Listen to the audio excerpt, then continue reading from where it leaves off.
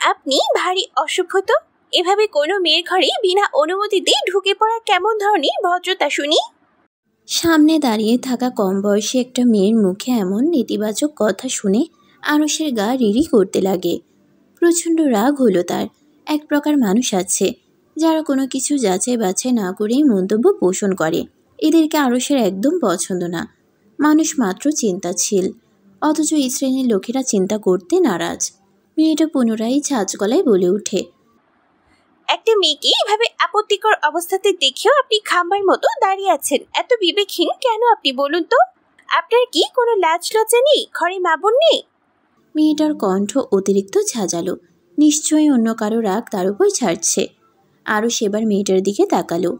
সাধারণ বাঙালির চেহারা, নাকটা একটু বোচা, চোখের নিচটায় হালকা কালি জমা, ঠোঁটের হাফ ইঞ্চি নিচে বড় কুচকুচে একটা তিল। এবারে গায়ের রং লক্ষ্য করল সে। ধবধবে ফর্সা বা দুধে আলতা গায়ের রং নয় মেয়েটির, আবার শ্যামলাও না। এমন চামড়ার মেয়েদেরকে সম্ভবত বলা হয় হলুদ ফর্সা। মেয়েটা হলুদ ফর্সার অধিকারী। আপত্তিকর অবস্থা বলতে মেয়েটা কি বোঝাচ্ছে সেটা বোঝার জন্য আরস মেয়েটার দিকে আরও তীক্ষ্ণ নজর দেয়। মেয়েটা তা বুঝে ফেলে এবং সঙ্গে সঙ্গে বাজখায় গলায় বলে, বেয়াদব ছেলে কোথাকার, বের হন বলছি আমার ঘর থেকে। মেয়ে মানুষ দেখলেই চোখ ছানা বড়া হয়ে যায়, তাই না? গিলে খেতে মন চায়। লম্পট কোথাকার, এমনি এমনি তো আর অসভ্য বলিনি। আরও সেবারে বুঝলো মেয়েটা আসলে ভেজা কাপড়ে আছে। শরীরে লেপ্টে আছে পরনের শাড়িটা। ভিজে জুবুথুবু অবস্থা যাকে বলে। চুল বেয়ে টুপটুপ করে পানি পড়ছে। চুলের পানি মেঝেতে পড়ছে। আরস বুঝে পাচ্ছে না ভেজা অবস্থায় থাকা কিভাবে আপত্তিকর অবস্থা হয়। মেয়েটার কি মাথা ঠিক আছে? তাছাড়া এত কম বয়সী মেয়ে, তার উপর রাগ ঝাড়ছে। এটাও আরসের আত্মসম্মানই লাগছে খুব। কথায় কথায় মেয়েটা কোনো কিছু বিবেচনা না করেই তাকে গালিগালাজ করছে। আচমকা আরসের খেয়াল হলো মেয়েটার পরনে ব্লাউজ নেই। কি সুন্দর পরিপাটি করে আট পরে শাড়ি পরে দাঁড়িয়ে আছে। এক প্যাচে গ্রাম্য ধাঁচে পেছন দিয়ে আঁচল গুজে শাড়ি পরিধান করা যাকে বলে। এমনকি কোমরের সঙ্গে শাড়ির আঁচল গুজে দেয়া। গ্রাম বাংলার আর 10টে মেয়েও ঠিক এভাবেই শাড়ি পরে স্নান করতে যায়। খুবই সাধারণ দৃশ্যপট। তবুও আরও সেই সাধারণ বিষয়টিকে স্বাভাবিকভাবে নিতে পারল না। কি যেন হয়ে গেল তার ভেতর ভেতর। সাধারণ চেহারা হলেও মেয়েটার মুখে কিছু একটা আছে যা তার চোখে ধরা পড়ছে, কিন্তু ভাষায় প্রকাশ পাচ্ছে না। সে আবার খুক খুক করে কাশল। মেয়েটা বিরক্ত হয়ে গেল এবং ফটাফট বলে ওঠে, যক্ষারও কি নাকি? আরস জবাব দিল না। মেয়েটার আঁকাবাঁকা দাঁত তাকে আকর্ষিত করল। আঁকাবাঁকা দাঁতও এত চমৎকার হয়? আরসের মনে হচ্ছে এই মেয়ের দাঁতগুলো আঁকাবাঁকা না হলে দুনিয়া উল্টে যেত। সে বহু কষ্টে ঢোক গিলল। অস্বস্তি বোধ দূর করার জন্য কি করবে তা বুঝে কুল পাচ্ছে না। বেরিয়ে যাবে ঘর থেকে? যাওয়া তো উচিত। মেয়েটা আবারও বলে ওঠে, ভারী ইতর স্বভাবের তো আপনি। এত অপমান করছি তাও আমার দিকে চোখ সরান। দেখুন আমি বিবাহিত। খবরদার বাজে কিছু করার চিন্তা মাথায় আনবেন না। আরসের বুকে যেন আকাশের সমান ভারী কিছু আশ্রে পড়ল। হুট করে বুকে মৌমাছির হুল ফোড়ার মতো ব্যথা অনুভব হলো কেন? সে এক পা দু পা পিছাতে পিছাতে বলে, দুঃখিত, আন্তরিকভাবে দুঃখিত। আমি বুঝতে পারিনি, ক্ষমা করবেন। থাক, এখন আর এত সাধু বাবা সাজতে হবে না। কৃপা করে আমার সামনে থেকে চলে যান। আপনি ভুল ভাবছেন আমাকে। আমি মোটে এমন ছেলে না। তাহলে কেমন ছেলে আপনি? জানি না। জানবেন কিভাবে? নিজেকে আয়নায় দেখেছেন কখনো? এই মুহূর্তে আপনাকে দেখতে বানরের মতো লাগছে।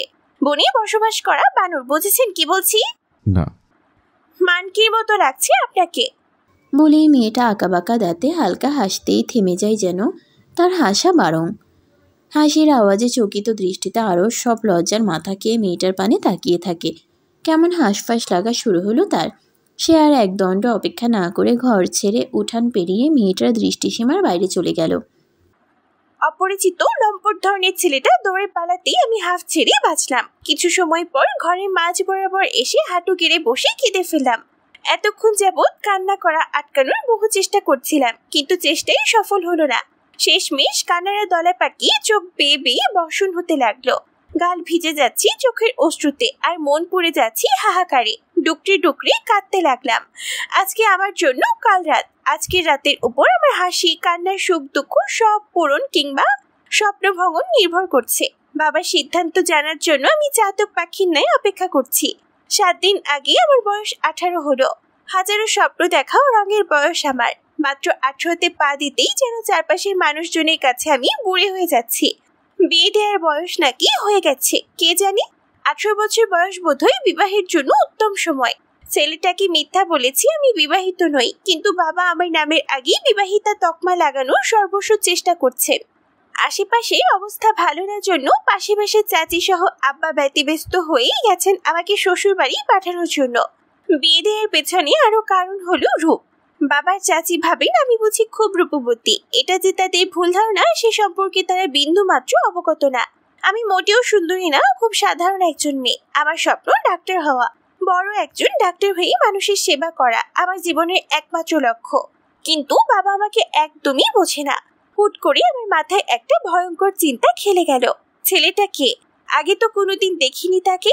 এই ভর দুপুরে কি চাই? বাবা তো বাসায় নেই, আমি একা বাসায়। ভয়ে ঢোক গেলাম। খারাপ কিছু অপেক্ষা করছি না তো আমার জন্য? কোনো কিছু না ভেবেই দ্রুত শাড়ি বদলে ঘরের বাইরে বের হলাম। সঙ্গে সঙ্গে বাসার সামনে খালি জায়গায় ওই লম্বা বাঁশের মতো রোগা মেরুন শার্ট পরা ছেলেটাকে আবারও দেখতে পেলাম। দুর্গা এক পা এগিয়ে আসতেই আরুষ বলে ওঠে, এদিকে আসবেন না, পানি পড়েছে, জায়গাটা পিছলা হয়ে আছে। জন্ম থেকে এই বাসায় বেড়ে উঠেছি, চোখ বন্ধ করেও হাঁটতে পারবো। কথাটা শেষ করে যেই না উঠানের সিঁড়ি হতে নিচে পা ফেলল, অমনি পিচ্ছিল কাদায় পা লেগে চিটপাটাং হয়ে পড়তে ধরলে খুব গরম দুটো হাত দুর্গার কোমর জড়িয়ে ধরে। দুর্গা চমকে উঠে তার উষ্ণ স্পর্শতে। তিত্তির করে কাঁপতে লাগলো দুর্গার চোখের পাপড়ি। কেমন যেন চাপা বেদনা তৈরি হলো দুর্গার মনের কোণে। চোখে পানি চলে আসলো। সে দুর্গাকে শক্ত করে চেপে ধরে রেখে বিনীত গলায় বলে, এক্ষুনি তো একটা দুর্ঘটনা ঘটেছে তো। অতি নিকটে দাঁড়িয়ে আছে তারা দুজন। তাদের মাঝে দূরত্ব কেবল 4 ইঞ্চি। আরুষের গায়ের গন্ধ দুর্গার নাকে এসে লাগছে। দুর্গা বিস্ময় ভরা চোখে আরুষের দিকে চেয়ে আছে। নাকের ডগায় শিশির বিন্দুর মতো ফোটা ফোটা খাম ছমে গেল। আচমকা কার যেন কণ্ঠস্বর ভেসে ওঠে। কানে ধ্বনি এলো, ছি ছি, এসব কি নষ্টামি চলছে? তোদের উপর গজব পড়বে। তোদের বাসায় এই অপরিচিত যুবকটা কে রে? তোর প্রেমিক? অচেনা এক কণ্ঠস্বরে যখনই একজন নারী এই কথাগুলো বলল, আরুষ তড়িৎ গতিতে মেয়েটার কাছ থেকে নিজের বাঁধন ছিন্ন করে দূরে সরে এসে দাঁড়ায়। সে অপরিচিত মেয়েটার দিকে দৃষ্টি নিবদ্ধ করল। তারই বয়সী বোধহয় মেয়েটা। লম্বা শ্যামলা পরনে কমলা শাড়ি, চুল খোপা করা। মেয়েটা আবারও বলে ওঠে, কিরে দুর্গা, কথা বলছিস না কেন? কে হয় এই ছেলে তোর? কাকা কোথায়? আরুষের বুকে কম্পন বয়ে গেল। মেয়েটার নাম কি দুর্গা? আরুষ খেয়াল করলো কম বয়সী মেয়েটা বলে ওঠে, বাবা বাসায় নেই। সর্বনাশ! ফাঁকা বাসায় একটা ছেলেকে ঢুকতে দিয়েছিস কেন? আমি না এসে অন্য কেউ চলে এসে এই দৃশ্য দেখলে কি হতো ভাবতে পারছিস তুই? যা নিজের ঘরে যা, আর এই ছেলেকে বিদায় কর। আরুষ কিছু বলতে গিয়ে থেমে গেল। এই তো দেখি বিরাট মুসিবত। তাকে নাকি বের করে দিবে। বের করে দিলে সে যাবে কোথায়? এই দুটো মেয়ের কথোপকথন শুনে মনে হচ্ছে সুদীপ সাহেব বাড়ি নেই। আরুষ আসবে এই খবর কেবল তিনি জানেন। আর এখন ওনার অনুপস্থিতিতে সে কি করবে? সে গভীর চিন্তায় মগ্ন হলো। কিন্তু ভাগ্য সহায় ছিল। ঠিক সেই সময় বাড়ির কর্তা সুদীপ মল্লিক 1 ডজন সাগরকলা হাতে বাড়ি ফিরে এলেন। মুখটা তার কালো হয়ে আছে। বাবার কালো মুখ দেখে দুর্গা চমকে ওঠে। বাবার কি কিছু হয়েছে? সে এগিয়ে যায় বাবার দিকে। সুদীপ মল্লিক দুর্গাকে দেখে মেকি হেসে বলে, মা, কলপার থেকে পানি এনে দে তো, পায়ে কাদা লেগেছে, পরিষ্কার করব। দুর্গা ছুট লাগায় কলপারের দিকে। আরস বড় বড় পা ফেলে সুদীপ মল্লিকের কাছে গিয়ে কথা বলতে লাগে। সে পেছনে না তাকিয়ে বুঝে ফেলল মধ্যবয়সী মেয়েটা আড়ি পেতে তার কথা শোনার যথাসাধ্য চেষ্টা করছে। এজন্য সে আওয়াজ নিচু করে বলে, সুদীপ সাহেব, কেমন আছেন? আমাকে চিনতে পেরেছেন? সুদীপ মল্লিক চশমার ফাঁক দিয়ে লম্বা ছেলেটাকে পর্যবেক্ষণ করল। গায়ের রং ময়লাটে ধরনের, চেহারা রোদে জ্বলে গেছে। ছেলেটা যে একসময় ফর্সা ছিল তা সে দিব্যি টের পেয়ে গেল। কেমন শীর্ণ হয়ে দাঁড়িয়ে আছে। রুক্ষ ত্বকের অধিকারী ছেলেটাকে সে চিনল না, তাই বলে ওঠে, তুমি কি মোড়ল বাড়ির ছেলে? না। ছেলেটার জবাব এতটাই শক্ত ছিল যে সে পুনরায় ছেলেটার দিকে দৃষ্টি নিক্ষেপ করল, যেন সে ভুল বলায় ঘোর অপরাধ হয়েছে। সে মস্তিষ্কে জোর দিচ্ছে, কিন্তু না, কিছুতেই মনে করতে পারছে না যে ছেলেটা কে। তিনি কৌশলে বললেন, তাহলে নিশ্চয়ই রায়বাড়ির ছেলে। কাউসার ভাইয়ের সঙ্গে আপনার কথা হয়নি? সুদীপ মল্লিক কাউসারের কথা শুনে চমকে ওঠে। চোখে মুখে এক ধরনের প্রফুল্লতা গ্রাস করে ফেলে। সে তাড়াহুড়ো করে বলে, তুমি আরশ? জি। আমার বিশ্বাসই হচ্ছে না তুমি আমার বাড়িতে এসেছো বাজান। আসার তো কথা ছিল। তবুও আসো, ভেতরে আসো। আরশ লক্ষ্য করল বয়স্ক এই লোকটার চেহারায় আনন্দভাব ফুটে উঠেছে। কাউকে আনন্দিত হতে দেখলে আরশেরও আনন্দ লাগে। তখনই দুর্গা একটা কলসিতে করে পানি এনে ধাম করে মাটিতে ফেলে বলে, বাবা এই যে পানি, পা ধুয়ে ঘরে আসো, বাইরে প্রচন্ড গরম। সুদীপ মল্লিক কলসি থেকে পানি ঢেলে গায়ে লেগে থাকা কাদা ধুয়ে ফেলে দুর্গার উদ্দেশ্যে বলে ওঠে, ভাত বেড়ে ফেলো। এখন? হ্যাঁ। দুর্গা অবাক না হয়ে পারল না। পাত্রপক্ষের বাসার থেকে বাবা না খেয়ে ফিরেছে, বিকেলে 5টা তো বাজেই। এই অবেলায় বাবা ভাত খেতে চাচ্ছেন কি জন্য? তিনি আবারও বলে ওঠে, দুইজনের জন্যই খাবার বেড়ে দে। আচ্ছা। কথা শেষ করে দুর্গা বাসার ভিতরে ঢুকতে গেলেই রোজিনা আপার তীক্ষ্ণ নজরের ভাগিদার হলো। দুর্গা মৃদু হেসে বলে, আপা ভাত খাবি? রোজিনা মুখ বাঁকিয়ে বলে ওঠে, রাখ তোর ভাতের কথা। এই ছেলেটা কে রে? আমার একে কেমন যেন উদ্ভুত লাগছে। তোমার উদ্ভুত লাগছে? আমার তো বানরের মতো লাগছে। রোজিনা আপা মুখ বাঁকিয়ে বলতে লাগে, গ্রামের কোনো খবর রাখিস তুই?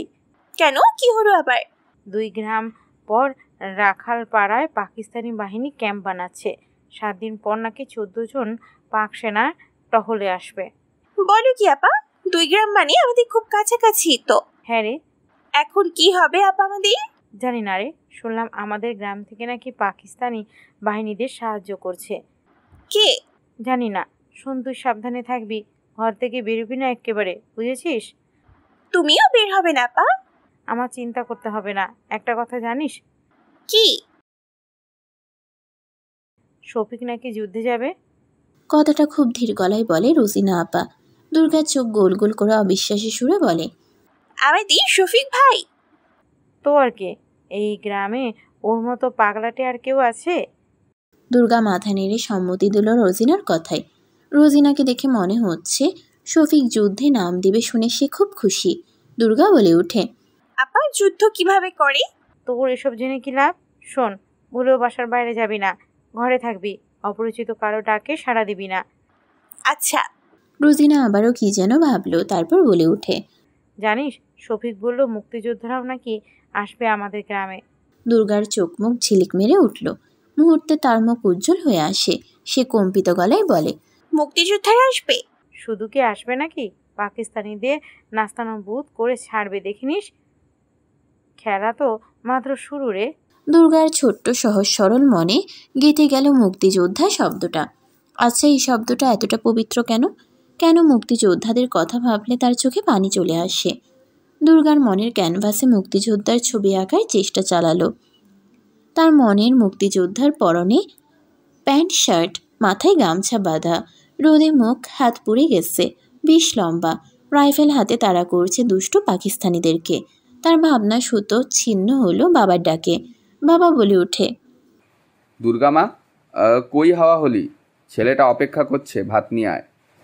দুর্গা সমস্ত চিন্তা বাদ দিয়ে দুপুরের ভাত আর কাঁচা কাঁঠালের তরকারি নিয়ে উঠানের দিকে হাঁটা দিল।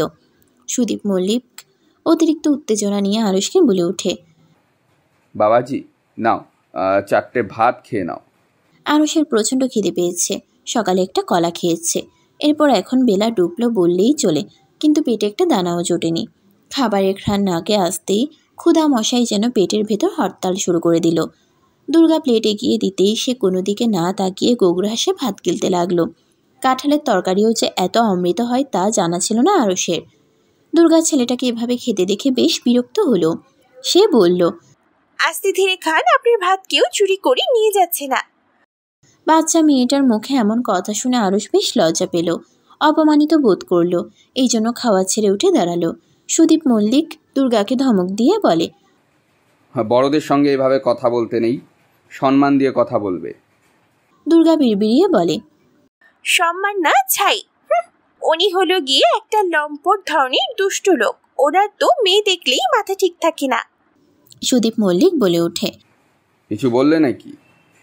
দুর্গা মেকি হেসে বলে, বাবা পাত্রপক্ষরা কি বললো? সুদীপ মল্লিক উদাসিতা ভরা কণ্ঠে বলে, নাকচ করে দিয়েছি এই প্রস্তাব। দুর্গা যেন নিজের কানকে বিশ্বাস করতে পারছে না। স্বপ্ন লাগছে সব কিছু। মুহূর্তের মধ্যে সকল দুঃখ কষ্ট কর্পূরের ন্যায় উবে গেল। ভগবান নিশ্চয়ই তার প্রার্থনা শুনেছে। জ্যৈষ্ঠ মাসের শুরু, ঠাঠা রোদ, মাথার উপর সূর্য লম্বাভাবে কিরণ দিচ্ছে। গরমে অস্থির মানুষজন, কিন্তু দুর্গার মধ্যে অন্য এক অস্থিরতা। গ্রীষ্মের প্রখরতা তাকে গ্রাস করতে পারছে না। তার মন অন্যদিকে, অন্যজনের কাছে পড়ে আছে। সে অনেকক্ষণ ধরে উঠানের সামনে ফাঁকা জায়গাটাতে পায়চারি করছে, উসকুস করছে সে। মনটা পড়ে আছে একেবারে ধানের শোলার পাশের মুরগির খামারের মতো ছোট্ট ঘরটায়। ওই অতটুকুন ছোট্ট ঘরটাতেই তো মাস্টারমশাই থাকছে। মাস্টার মশাই তো 7 দিন আগে আসা সেই বানরের মতো দেখতে ছেলেটার পরিচয় এখন। বাবার দূর সম্পর্কের আত্মীয়ের ছেলে হয়, ঢাকায় থাকে, বুয়েট থেকে ইঞ্জিনিয়ারিং পড়ছে। যখনই দুর্গার কান শ্রবণ করলো ছেলেটা ইঞ্জিনিয়ার, তার বুকের মধ্যে কারা যেন হাতুড়ি পেটাতে লাগলো। দুর্গা এইসব ছাইপাশ ভাবতে ভাবতেই লজ্জায় লাল নীল বেগুনি হয়ে গেল। আচ্ছা, সে কি লোভী কোনো মেয়ে? ইঞ্জিনিয়ারের জন্য দুর্গার মনে তার জন্য বিশেষ কিছু একটা অনুভূতি কাজ করছে, কিন্তু সে অনুভূতির নাম জানা নেই তার। এমনই সময় বড় বড় পা ফেলে মাস্টার মশাই ঘর থেকে বেরোলো। দুর্গার হাত পা ইতিমধ্যে কাঁপতে শুরু করে দিয়েছে। আরশ দুর্গার সামনে এসে দাঁড়ালো। এই চঞ্চল চটপটে মেয়েটার সঙ্গে আজকে পাক্কা 7 দিন পর আরশের সাক্ষাৎকার, তাও শিক্ষক বেশে। মেয়েটার পড়ানোর দায়িত্বের বোঝা তার ঘাড়ে এসে চেপেছে। দুর্গা তাকে দেখে বলে ওঠে, আপনি কি আমাকে সত্যি সত্যি পড়াবেন নাকি? আরশ বিরক্তিভাব আড়াল করে বলে, মিথ্যা মিথ্যা পড়ানো গেলে মিথ্যাভাবেই পড়াতাম। দুর্গার কান লাল হয়ে আসলো। সে জড়তায় কুঁচকে গেল। পরের টেবিলে গিয়ে বসো, আমি আসছি। দুর্গা ঠায় দাঁড়িয়ে রইল। আরশ তা দেখে ঝাঁঝালো কণ্ঠে বলে, পড়ালেখার ব্যাপারে হেলাফেলা আমার একদম পছন্দ না, কথাটা মাথায় ঢুকিয়ে নিও। দুর্গা একবার চোখ তুলে তাকালো, এরপর প্রায় সঙ্গে সঙ্গে মাথা নিচু করে ফেলে। ইস, সামান্য জ্বরেই বেচারা শুকিয়ে গেছে। এই কয়েকটা দিন বেচারা জ্বরে ভুগেছে, এতেই যেন তার ওজন দুর্গার চোখে 2 কেজি কমে গেছে। ঠোঁটে জ্বর ফোড়া উঠে লাল হয়ে আছে ঠোঁটের নিচের দিকটা। আরশ বলে ওঠে, শোনো দুর্গা, তুমি কোনো চ্যাপ্টার পারো বা না পারো সে সম্পর্কে আমার বিন্দুমাত্র ধারণা নেই, কিন্তু তুমি নিজে তো জানো কিছু তুমি দুর্বল। আমাকে জানিয়ে দিবে, সেই সব চ্যাপ্টার বেশি সময় নিয়ে পড়াবো। তার মুখে দুর্গা নিজের নাম শুনে মনে মনে খুব খুশি হলো। যাক, মাস্টার মশাই অন্তত তার নাম তো জানেন। আরশ নরম সুর তুলে বলে, উঠানেই বসে কি বলো? আচ্ছা। বই আনো, রসায়ন আর ইংরেজি বই আনো। দুর্গা বিনা বাক্য ব্যয় করে ছুট লাগালো নিজের বই খাতা আনার জন্য। তা দেখে মৃদু হাসে আরশ। কিছুক্ষণের মধ্যেই দুর্গা 2 হাত ভর্তি বই নিয়ে ফিরল। আরশ তাকে উঠানে বসতে বলে। উঠানের মাঝে 2টা বেতের মোড়া বাঁধা আছে, সেখানেই মুখোমুখি বসলো 2 জনে।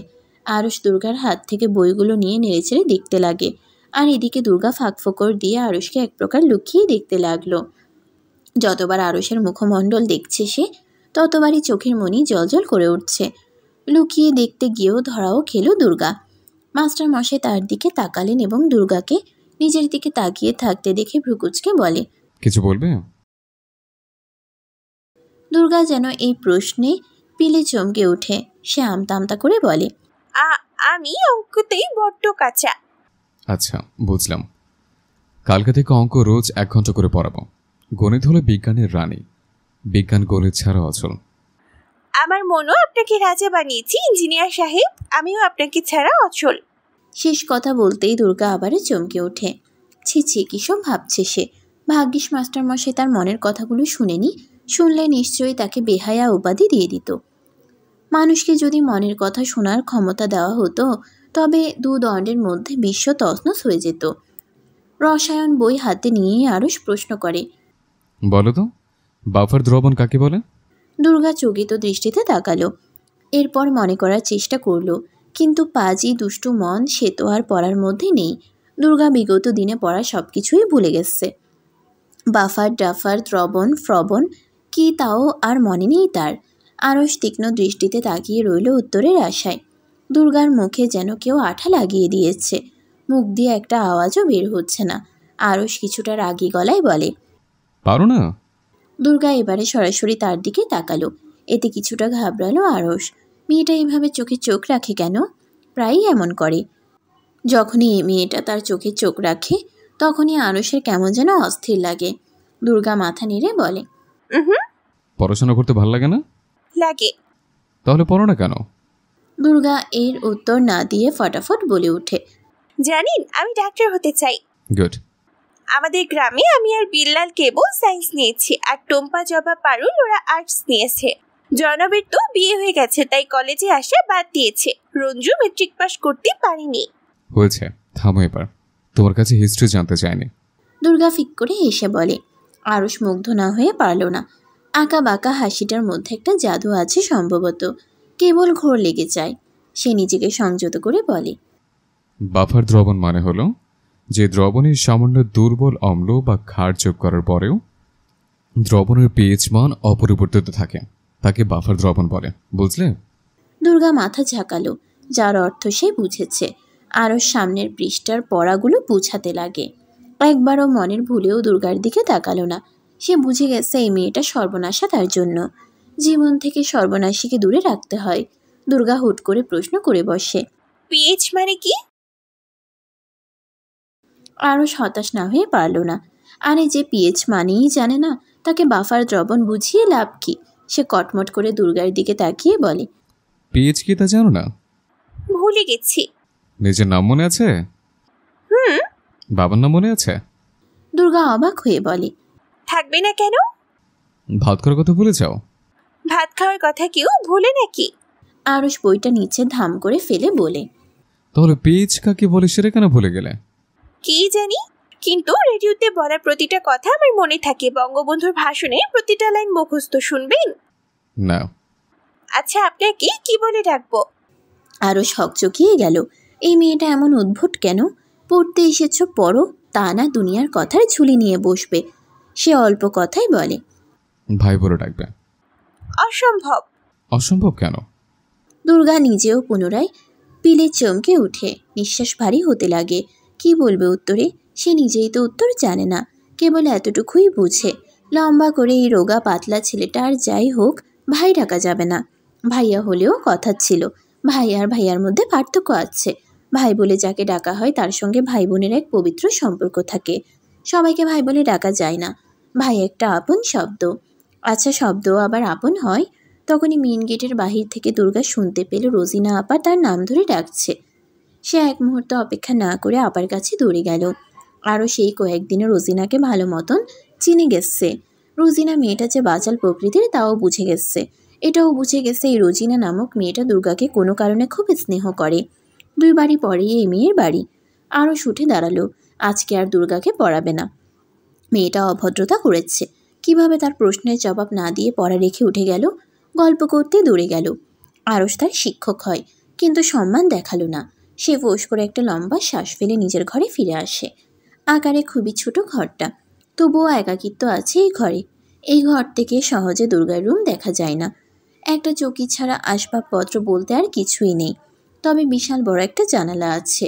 সেই জানালা দিয়ে সুবিশাল আকাশ দেখা যায়। আরশের জন্য এই যথেষ্ট। সে চৌকিতে আয়েশ করে বসে। এই বাসে আসার সঙ্গে সঙ্গেই জ্বরে আক্রান্ত হলো সে। টানা 5 দিন জ্বর, সর্দি, টনসিলে ভুগে একাকার অবস্থা। অবশ্য কালকেই সে সুস্থ হয়েছে।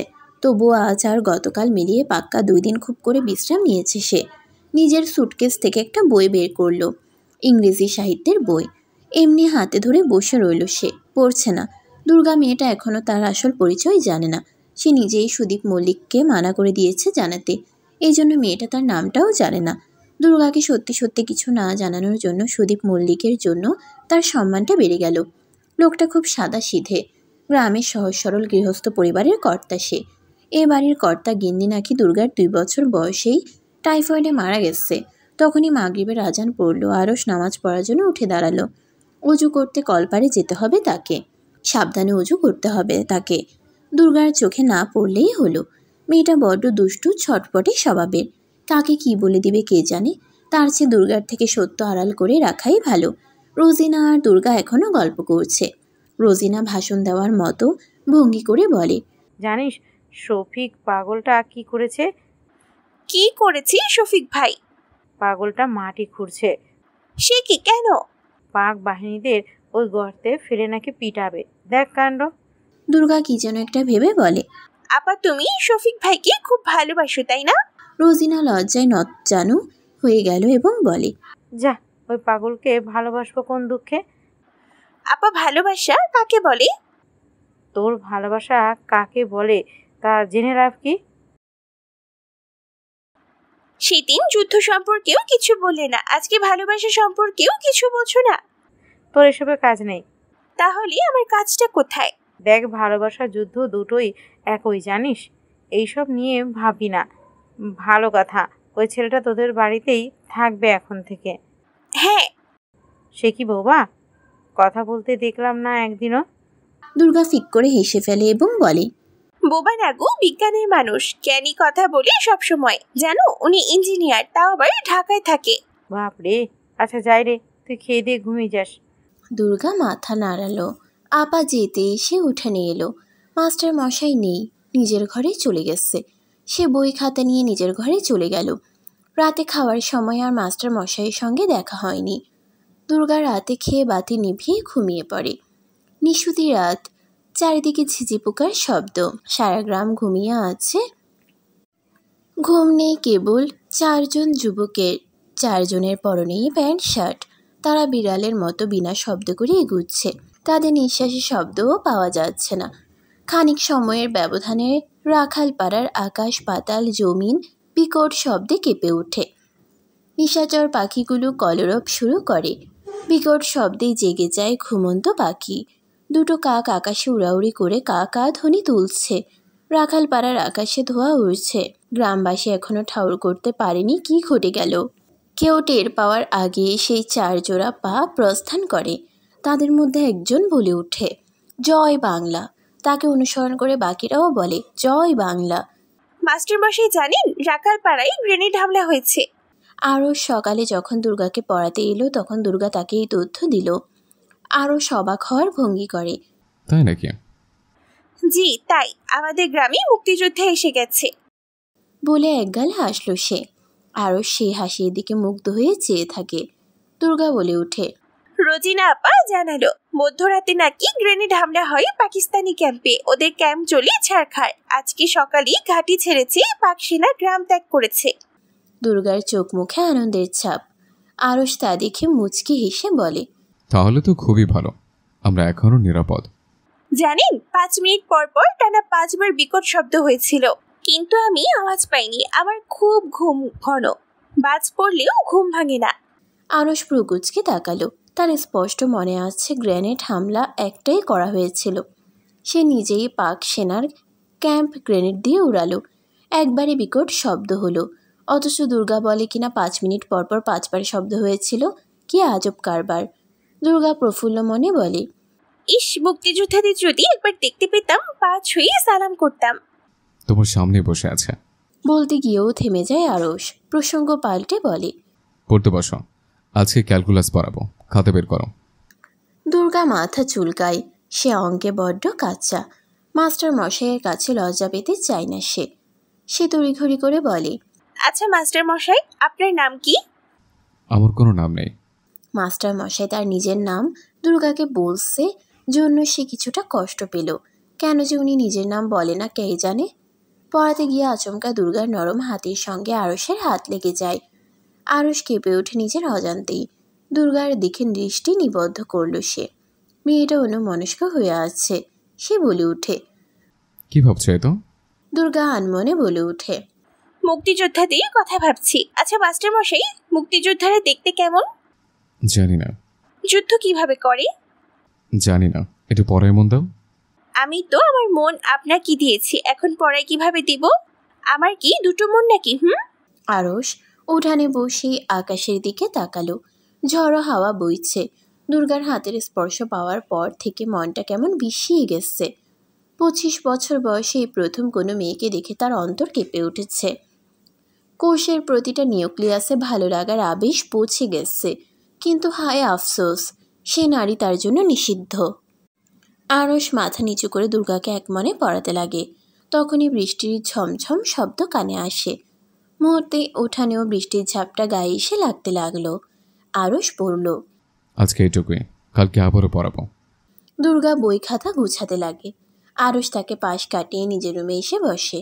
দুর্গা বই পুস্তক ঘরে রেখে এসে উঠান পেরিয়ে ফাঁকা জায়গায় এসে বৃষ্টিতে ভিজতে লাগে। ইস, বছরের দ্বিতীয় বৃষ্টি। বৃষ্টির ফোঁটা গায়ে লাগতেই দুর্গার মন ভালো হয়ে গেল। হাত দুটো সামনে এগিয়ে এনে একসাথে করে হাতের তালুতে পানির ফোঁটা জমাতে লাগলো। ক্ষণেই সে ভিজে জবুথবু হয়ে যায়। মাস্টার মশাই যেদিন বাড়ি এলো সেদিনও বৃষ্টি হয়েছিল। দুর্গা গুনগুনিয়ে রবীন্দ্রসঙ্গীত গাচ্ছে আর বৃষ্টিবিলাস করছে। আরস পেছন থেকে তার দিকে অপলক নয়নে চেয়ে থাকে। আচমকা দুর্গার শাড়ি যথাযথ স্থান থেকে সরে গিয়ে ফর্সা পেট আরসের নজরে এলো। সে চোখ সরিয়ে নেয়। এই মেয়েটাও না শুধু হাতে পায়ে বড় হয়েছে, বুদ্ধি হাঁটুতেই পড়ে আসছে। আরস ঘরে ঢুকে পড়ে। আজকে রাতে আবারও বেরোতে হবে। কালকে দুর্গা ঘুমিয়ে পড়ার পর গিয়েছিল, কিন্তু আজকে আরও আগেই যেতে হবে। রাখালপাড়া কাছে হওয়ায় দেরিতে রওনা দিয়েছিল, কিন্তু আজকে সদরে যাবে। সময়ের ব্যাপার আছে, দেরি করা যাবে না। সদরের ক্যাম্পে যে করেই হোক হামলা চালাতে হবে। বৃষ্টি থেমে যেতেই ভেজা কাপড়ে উঠানে এলো দুর্গা। উঠান থেকে মাস্টার মশাইকে দেখতেই তার গায়ে হিমশিহরণ বয়ে গেল।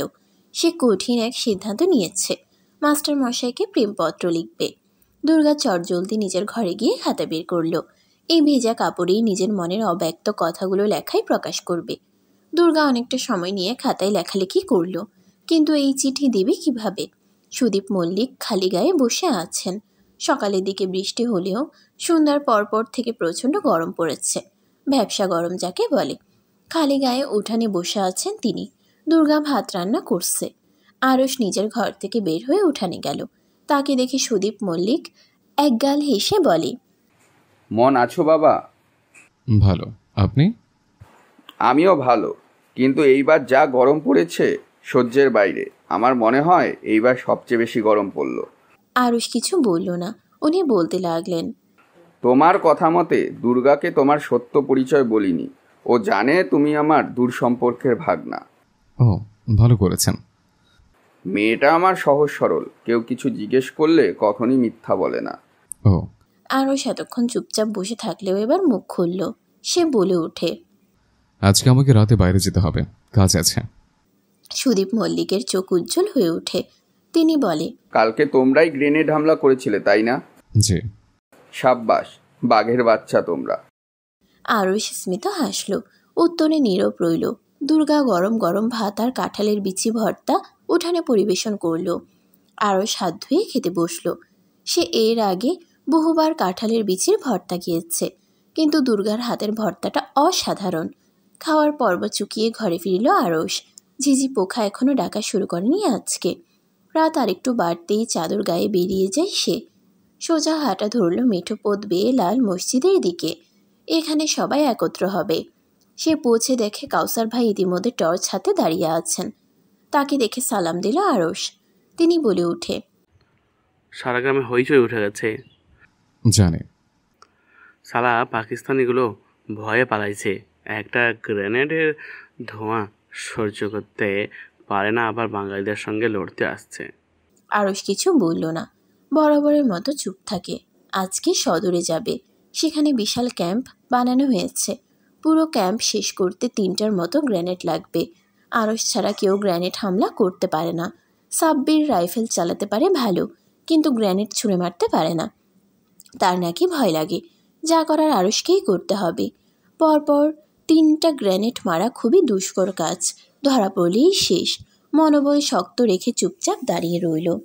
কাউসার ভাই একটা সিগারেট খেতে দিল তাকে। সিগারেট ফুঁকতে থাকে সে। অস্থিরতায় হাত কাঁপছে তার। ভয়, আনন্দ, টেনশন সব মিলিয়ে মিশ্র অনুভূতি। এক একে সাব্বির, বল্টু আর এরেক চলে আসলে তারা গন্তব্যে রওনা হয়। চৌরাস্তার মোড়েও ক্যাম্প। বাইরে দিয়ে 4জন পাকসানা গুলি নিয়ে দাঁড়িয়ে আছে। কাউসার ভাইয়ের পরিকল্পনা মতে সাব্বির এগিয়ে গিয়ে একজন পাকিস্তানি বাহিনীর সঙ্গে কথা বলা শুরু করে দিল। আরও সুযোগ মতে পেছনের দিকে চলে যায়। এখন কেবল অপেক্ষার পালা। উত্তেজনায় হাত পা কাঁপছে, বুকের হৃৎপিণ্ড কাঁপছে। মিনিট 20 পর রেডিও থেকে ভেসে আসলো, এবারে সংগ্রাম, মুক্তির সংগ্রাম। সকল অস্থিরতাকে দূরে পিষে ফেলে আরস হেসে দিল এবং সঙ্গে সঙ্গে সে গ্রেনেড ছুঁড়ে মারে ক্যাম্পের দিকে। গতকালকের মতো আজও বিকট শব্দ হলো। চোখের সামনে পাকদের পরাজয় দেখে উল্লাস প্রকাশ করে সে। সকাল 10টা বাজে। সূর্যের তেজ এখনো প্রখর হয়নি। সুমিষ্টি তাপ বিকিরণ করছে সূর্যি মামা। আরশ উঠানে বসে বসে গায়ে তাপ মাখাচ্ছে। সূর্যের আলোর ভিটামিন ডি নিজের গায়ে বিনামূল্যে নিচ্ছে সে। আরশ শহরের ছেলে, জন্ম থেকেই ঢাকায় থাকে। গ্রামে সচরাচর আসা হয়নি, আসলেও 3-4 দিন থেকে বাড়ি ফিরে গেছে। এবারই প্রথম গ্রামের পরিবেশ উপভোগ করছে সে। আরশের কাছে প্রথম প্রথম গ্রামটাকে একদমই ভালো লাগতো না, কিন্তু দিন যত যাচ্ছে সে অভ্যস্ত হয়ে পড়ছে। আগে কলপাড়ে গোসল করতে বেশ বিব্রত বোধ করত, আজকাল আর করে না। অতিরিক্ত ঝাল দিয়ে তৈরি করা ভর্তা খেতে কষ্ট হতো, আজকাল সেই ঝালযুক্ত ভর্তা সুস্বাদু লাগছে। আরশ উঠানে বসতেই দুর্গা হাজির হলো। আজকে দুর্গার ছুটি, সে আজকে কিছুতেই পড়বে না। আরশ জোরাজুরি করছিল পড়ানোর জন্য, কিন্তু জোর করে বিয়ে করানো গেলেও পদার্থবিজ্ঞান পড়ানো যায় না। কাজেই না চাইতেও দুর্গাকে ছুটি দিয়েছে সে। তবে কালকের হোমওয়ার্ক চেক করবে সে, এই ব্যাপারে মাফ পায়নি দুর্গা। দুর্গা আজকে কালো রঙের একটা শাড়ি পরেছে। মেয়েটা সবসময়ই শাড়ি পরে থাকে। শাড়ি পরার জন্য মেয়েটার বয়স 6-7 বছর বেশি লাগে। আজকে আবার মোটা করে কাজল দিয়েছে চোখে, চুলগুলো পরিপাটি করে বেনুনি করা। অমায়িক সৌন্দর্য তাকে গ্রাস করে ফেলেছে। তার থেকে চোখ ফিরিয়ে নেওয়া দায়, কিন্তু মাঝে মাঝে দায়বদ্ধতা নিয়ে কিছু কাজ করতে হয়। কাজেই আরশ চোখ ফিরিয়ে নিল। দুর্গা খাতা বের করে দিল। 3 সাবজেক্টের হোমওয়ার্ক চেক করবে আরশ। চঞ্চল দুর্গা বলে উঠে, আমি আপার বাসায় যাই তাহলে। না, থাকো, কোনো ভুল করলে সেগুলো ধরিয়ে দিচ্ছে। দুর্গা ক্যাঙ্গারুর মতো লাফ মেরে উঠানে নিচে নেমে গেল এবং বেশ সহজ গলায় বলে, আজকে আমার ছুটি। আজকে আমি পড়াশোনা থেকে 2 মাইল দূরে থাকবো। আমি চললাম, আপনি আমার খাতাগুলো মোড়ায় রেখে দিন। আরশকে কিছু বলার সুযোগ না দিয়েই দুর্গা সদর দরজা অতিক্রম করলো। আরশ জিজ্ঞাসা করতে চাইল আজকে কোনো বিশেষ দিন কিনা, তার হলো না। সে মনোযোগ দিয়ে খাতা কাটা শুরু করলো। গতকালকে সে দুর্গাকে বাংলা, ইংরেজি আর অঙ্ক করতে দিয়েছিল। প্রথমে বাংলা হোমওয়ার্ক চেক করে যেই না অঙ্ক খাতা বের করলো, সে পিলে চমকে ওঠে। হোমওয়ার্কের খাতা সম্পূর্ণ সাদা ও ফাঁকা, কিন্তু গুণ্য খাতায় একটা খামসহ চিঠি দেখল সে। খামটা হাতে বানানো, খামের ভাজে ভাজে ভাত লেপটে আসছে। আঠা হিসেবে ভাত গেলে দেয়া হয়েছে। আরশ খুবই যত্ন সহকারে খামের ভাঁজ খুলতেই বেরিয়ে এলো চিঠিটা। সে বড্ড আগ্রহ নিয়ে চিঠি খুলল। গুটি গুটি লেখাগুলো চোখে পড়তেই আরশ চিনে ফেলল চিঠির লেখিকাকে। তার অনুগত ছাত্রী দুর্গার হাতের লেখা এটা। সে ভ্রু কুঁচকে চিঠি পড়া শুরু করে। চিঠির প্রথমেই লেখা, প্রিয় মাস্টার মশাই, আমার অঙ্ক খাতা শূন্য দেখে নিশ্চয়ই রেগে গেছেন। রাখবেন না কেমন? এই নিয়ে 10 বার আপনাকে চিঠি লেখার প্রয়াস করে ব্যর্থ হয়েছি। কালকে বৃষ্টিতে ভিজেই কাকপেছা হয়ে আপনার জন্য চিঠি লিখলাম, কিন্তু মন মতো না হয় ছিঁড়ে কুচি কুচি করে ফেলে দিয়েছি। এই চিঠিটা ভোরবেলায় লিখেছি। আপনি কি জানেন, আমার অঙ্ক খাতাটাই কেবল শূন্য, কিন্তু আমার মনে ভালো লাগার আবেশে কানায় কানায় ভরপুর। আমার মনের প্রতিটা ভালো লাগা অণু পরমাণুতেই কেবল আপনার নাম লেখা, যদিও বা আপনার নাম আমি জানি না। আপনি কি জানেন, সম্বোধনহীন সম্পর্কগুলো বেশি মজবুত হয়। মনের অজান্তে একটা বড়সড় ঘটনা ঘটে গেছে, তাহলে আমি আপনাকে আমার মন দিয়ে ফেলেছি। প্রেম ভালোবাসা সম্পর্কে আমার ধারণাও ছিল না। আমি হচ্ছি সেই মেয়ে যে এখনো কানামাছি দড়িয়াবান্ধা খেলে। সে কিভাবে আপনার মতো জ্ঞানী মানুষকে ভালোবেসে ফেললেও তাও আমার জানা নেই। আপনি কি জানেন, আপনি কেবল আমায় রসায়নের বিক্রিয়া শেখাননি, বরঞ্চ ভালোবাসতেই শিখিয়েছেন। আপনি যখন মাথা নিচু করে পড়ান, আমি বেহায়ার মতো আপনাকে দেখি। আপনি কি জানেন, আপনি আর আমি মিলে ওই সংযোজন বিক্রিয়ার মতন 2টি মন মিলে এক হব আমরা। ইতি মাস্টার মশাই দুর্গা মল্লিক। আরশ চিঠিটা পড়ে থ মেরে যায়। নিস্তব্ধ সে। বুঝতে পারেনি দুর্গার মনে এমন কিছু চলছে। নিজের প্রতি ধিক্কার বোধ হচ্ছে তার। কেন সে আগে এই মেয়েটার মনের কথা বুঝল না? কবে থেকে ভালোবাসতে শুরু করেছে দুর্গা তাকে? আচ্ছা, ভালোবাসারও কি উপযুক্ত সময়, স্থানকাল প্রয়োজন, নাকি এমনি এমনি প্রাকৃতিকভাবে ঘটে যায়? আরশের পিপাসা লাগতে শুরু করে। সে উঠানে বসেই আছে। হাত পা ভীষণ রকমের ব্যথা করছে। মাথা ফাঁকা ফাঁকা লাগছে তার। দুর্গা কেন তাকে চিঠি লিখল? দুর্গা কি জানে না সে মুসলিম? কেন এমন নিষিদ্ধ আবদার করে বসলো সে? আরশ প্রায় অনেকক্ষণ ঝিম ধরে বসে রইল। বেলা বাড়লে দুর্গা ফিরে এসেই চমকে যায়। মাস্টার মশাই এখনো উঠানেই বসে আছে। এই প্রথম দস্যি চঞ্চল দুর্গা লজ্জা সংকোচ ভয়ে মিয়ে গেল। মাস্টার কি তার লেখা চিঠি পড়েছে? সে আগানোর সাহস পাচ্ছে না। একবার ভাবল বাসার সদর দরজা থেকে আবারও রোজিনা আপার বাসায় ফিরে যাবে, কিন্তু তার আগেই মাস্টারের সঙ্গে তার চোখাচোখি হলো। সে হাসার চেষ্টা করলো। এবার তো পালানোর উপায় নেই। দুর্গা বাসার ভেতরে ঢুকলো। আজকে বাবা ঘরে নেই, সে বাসায় একা। উঠানের সামনে থেকে নিজের ঘরে ঢুকে যেতেই আরশ থমথমে গলায় বলে, দুর্গা, এদিকে আসো। দুর্গা কেঁপে ওঠে। সে শুকনো ঢোক গিলে। আরশ তার সামনে এসে বলে, কানে ধরো। দুর্গার চোখ বেরিয়ে আসার উপক্রম। সে কেন কানে ধরবে? কি হলো, কথা কানে যায় না? কানে ধরে নীল ডাউন তা বলছে। দুর্গা কাদো কাদো হয়ে বলে, কেন? কেন এর উত্তর তুমি জানো? সাহস কিভাবে হয় আমাকে প্রেমপত্র দেওয়ার? আমি এখানে প্রেম করতে এসছি? দুর্গা উত্তর দিল না। কি হলো, জবাব দাও। আরশের ধমক খেয়ে দুর্গার চোখ বেয়ে পানি গড়িয়ে পড়ল। দুর্গা আহত গলায় বলে, আপনি এমন কেন? সুন্দরভাবে কথা বলতে পারেন না? না, পারি না। তোমার মতো মেয়ের সঙ্গে ভালোভাবে কথা বলিও না। আমার মতো মেয়ে মানে? বেহায়া মেয়ে কোথাকার। দুর্গা পুনরায় আহত হলো। তার গাল বেয়ে টসটসে তাজা দুটো ফোঁটা অশ্রু বিসর্জন হলো। এরপর মাথা নিচু করে বলে, ভালোবাসেই একটু একটু বেহায়া হতে হয়। আরশ তা শুনতে পায়নি। সে গর্জে উঠে বলল। কানে ধরো। দুর্গা ভয়ে ভয়ে তার দুহাত দিয়ে দুকান চেপে ধরে। লজ্জা অপমানে তার নাক কান দিয়ে ধোঁয়া বের হতে লাগে। আরও সেতেও শান্ত হলো না। সে ধমকে উঠে বলে, একবার দাঁড়িয়ে থাকো। দুর্গা অতিমাত্রায় বিস্মিত হলো। সে এক পায়ের হাঁটু ভাঁজ করে গুটিয়ে নিয়ে এক পায়ে ভর দিয়ে দাঁড়িয়ে যায়। সামনে থাকা সুদর্শন পুরুষটাকে তার পৃথিবীর সবচেয়ে নিষ্ঠুর যুবক বলে মনে হলো। হিটলারও এর চেয়ে মায়াবান ছিল বোধহয়। আরশ মিনিট 6 চুপ থেকে বলে, ঠিক আছে, যাও। দুর্গা যেন হাঁফ ছেড়ে বাঁচছে। সে পা জমিনে ফেলে দুই পায়ে ভর দিয়ে আচমকা কেঁদে দেয়। আরশ হতবুদ্ধি হয়ে পড়ে।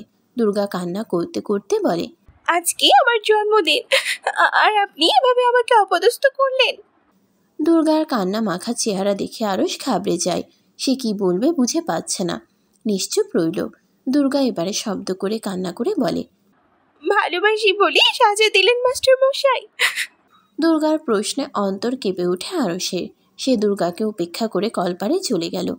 দুর্গাদের বাসায় বিশাল কুয়া আছে। কুয়ার সঙ্গে লাগানো বাঁশে দড়ি বাঁধানো আছে। দড়ির মুখে বালতি বেঁধে কুয়া থেকে পানি তুলতে হয়। আজকে সৌভাগ্যক্রমে বালতিতে পানি ছিল। আরশ বালতি থেকে পানি নিয়ে চোখে মুখে ঝাপটা মারল। চোখ জ্বালা করছে, মন জ্বালা করছে। চোখের জ্বালা তো পানি দিয়ে মেটালো, কিন্তু মনের জ্বালা কিভাবে মেটাবে সে? সেদিন বিকেলে সুদীপ মল্লিক দুটো হাঁস নিয়ে বাড়ি ফিরল। দুর্গার জন্মদিন উপলক্ষে দুর্গার প্রিয় লজেন্স ও এক প্যাকেট এনেছেন। দুর্গা পোড়া হাঁস ভুনা খেতে পছন্দ করে। বাড়ি ফিরতেই তার মন খারাপ হয়ে গেল, কারণ দুর্গার চোখ মুখ ফুলে একাকার। চোখ মুখ লাল, দেখেই বোঝা যাচ্ছে সে এতক্ষণ যাবৎ কাঁদছিল। তিনি দৌড়ে দুর্গার কাছে গিয়ে বসল। তার আদরের মেয়ের ভীষণ জ্বর এসেছে, তাও উঠানে চুপচাপ বসে আছে। আরশ কোথায়? সুদীপ মল্লিক দুর্গার দিকে তাকিয়ে ঘাবড়ে গেল। মেয়েটা কি কষ্ট পাচ্ছে কোনো কারণে? আরশ কলপার থেকে সোজা বাসার বাইরে চলে এসেছে। কাউসার ভাইয়ের সঙ্গে দেখা করে নিজের থাকার জায়গা বদলে নিবে সে। দুর্গার চেহারা আর সে দেখতে চায় না। কাউসার ভাই নিজের ঘরেই ছিল। আরশকে তার বাসায় আসতে দেখে তিনি হেসে বলল, এতদিন আমার বাসায় ঘুরতে আসার সময় হলো তোমার? আরশ ভদ্রতা সূচক হাসি হেসে বলে, ভাই, একটা হেল্প লাগবে। বলো। আমি সুদীপ মল্লিকের বাসায় থাকবো না। কিছু হয়েছে? আরশ আকাশের দিকে উদাসীন হয়ে তাকিয়ে থেকে বলে, আগুন আর কেরোসিন একসঙ্গে রাখতে নেই। দুর্গার বয়স কম, অবিবাহিত, আমিও যুবক। গ্রামের লোকে বাজে কথা রটাবে, আমি তা চাই না। কাউসার ভাই কিছু একটা ভেবে বলে, তো বেশ, আমার সঙ্গে থাকো। সমস্যা কোথায়? ইয়াং ম্যান, নাও একটা সিগারেট খাও। টেনশন নেওয়া বন্ধ করো। টেনশন এখন পাকিস্তানিরা করবে। কাউসার ভাই সবাইকেই একটা করে সিগারেট খেতে দেয়। আরশ নিজে থেকে কোনোদিন সিগারেট কিনে খায় না। কেউ দিলে সেটা আলাদা ব্যাপার। আব্বা রাগ করতো সিগারেট খেতে দেখলে।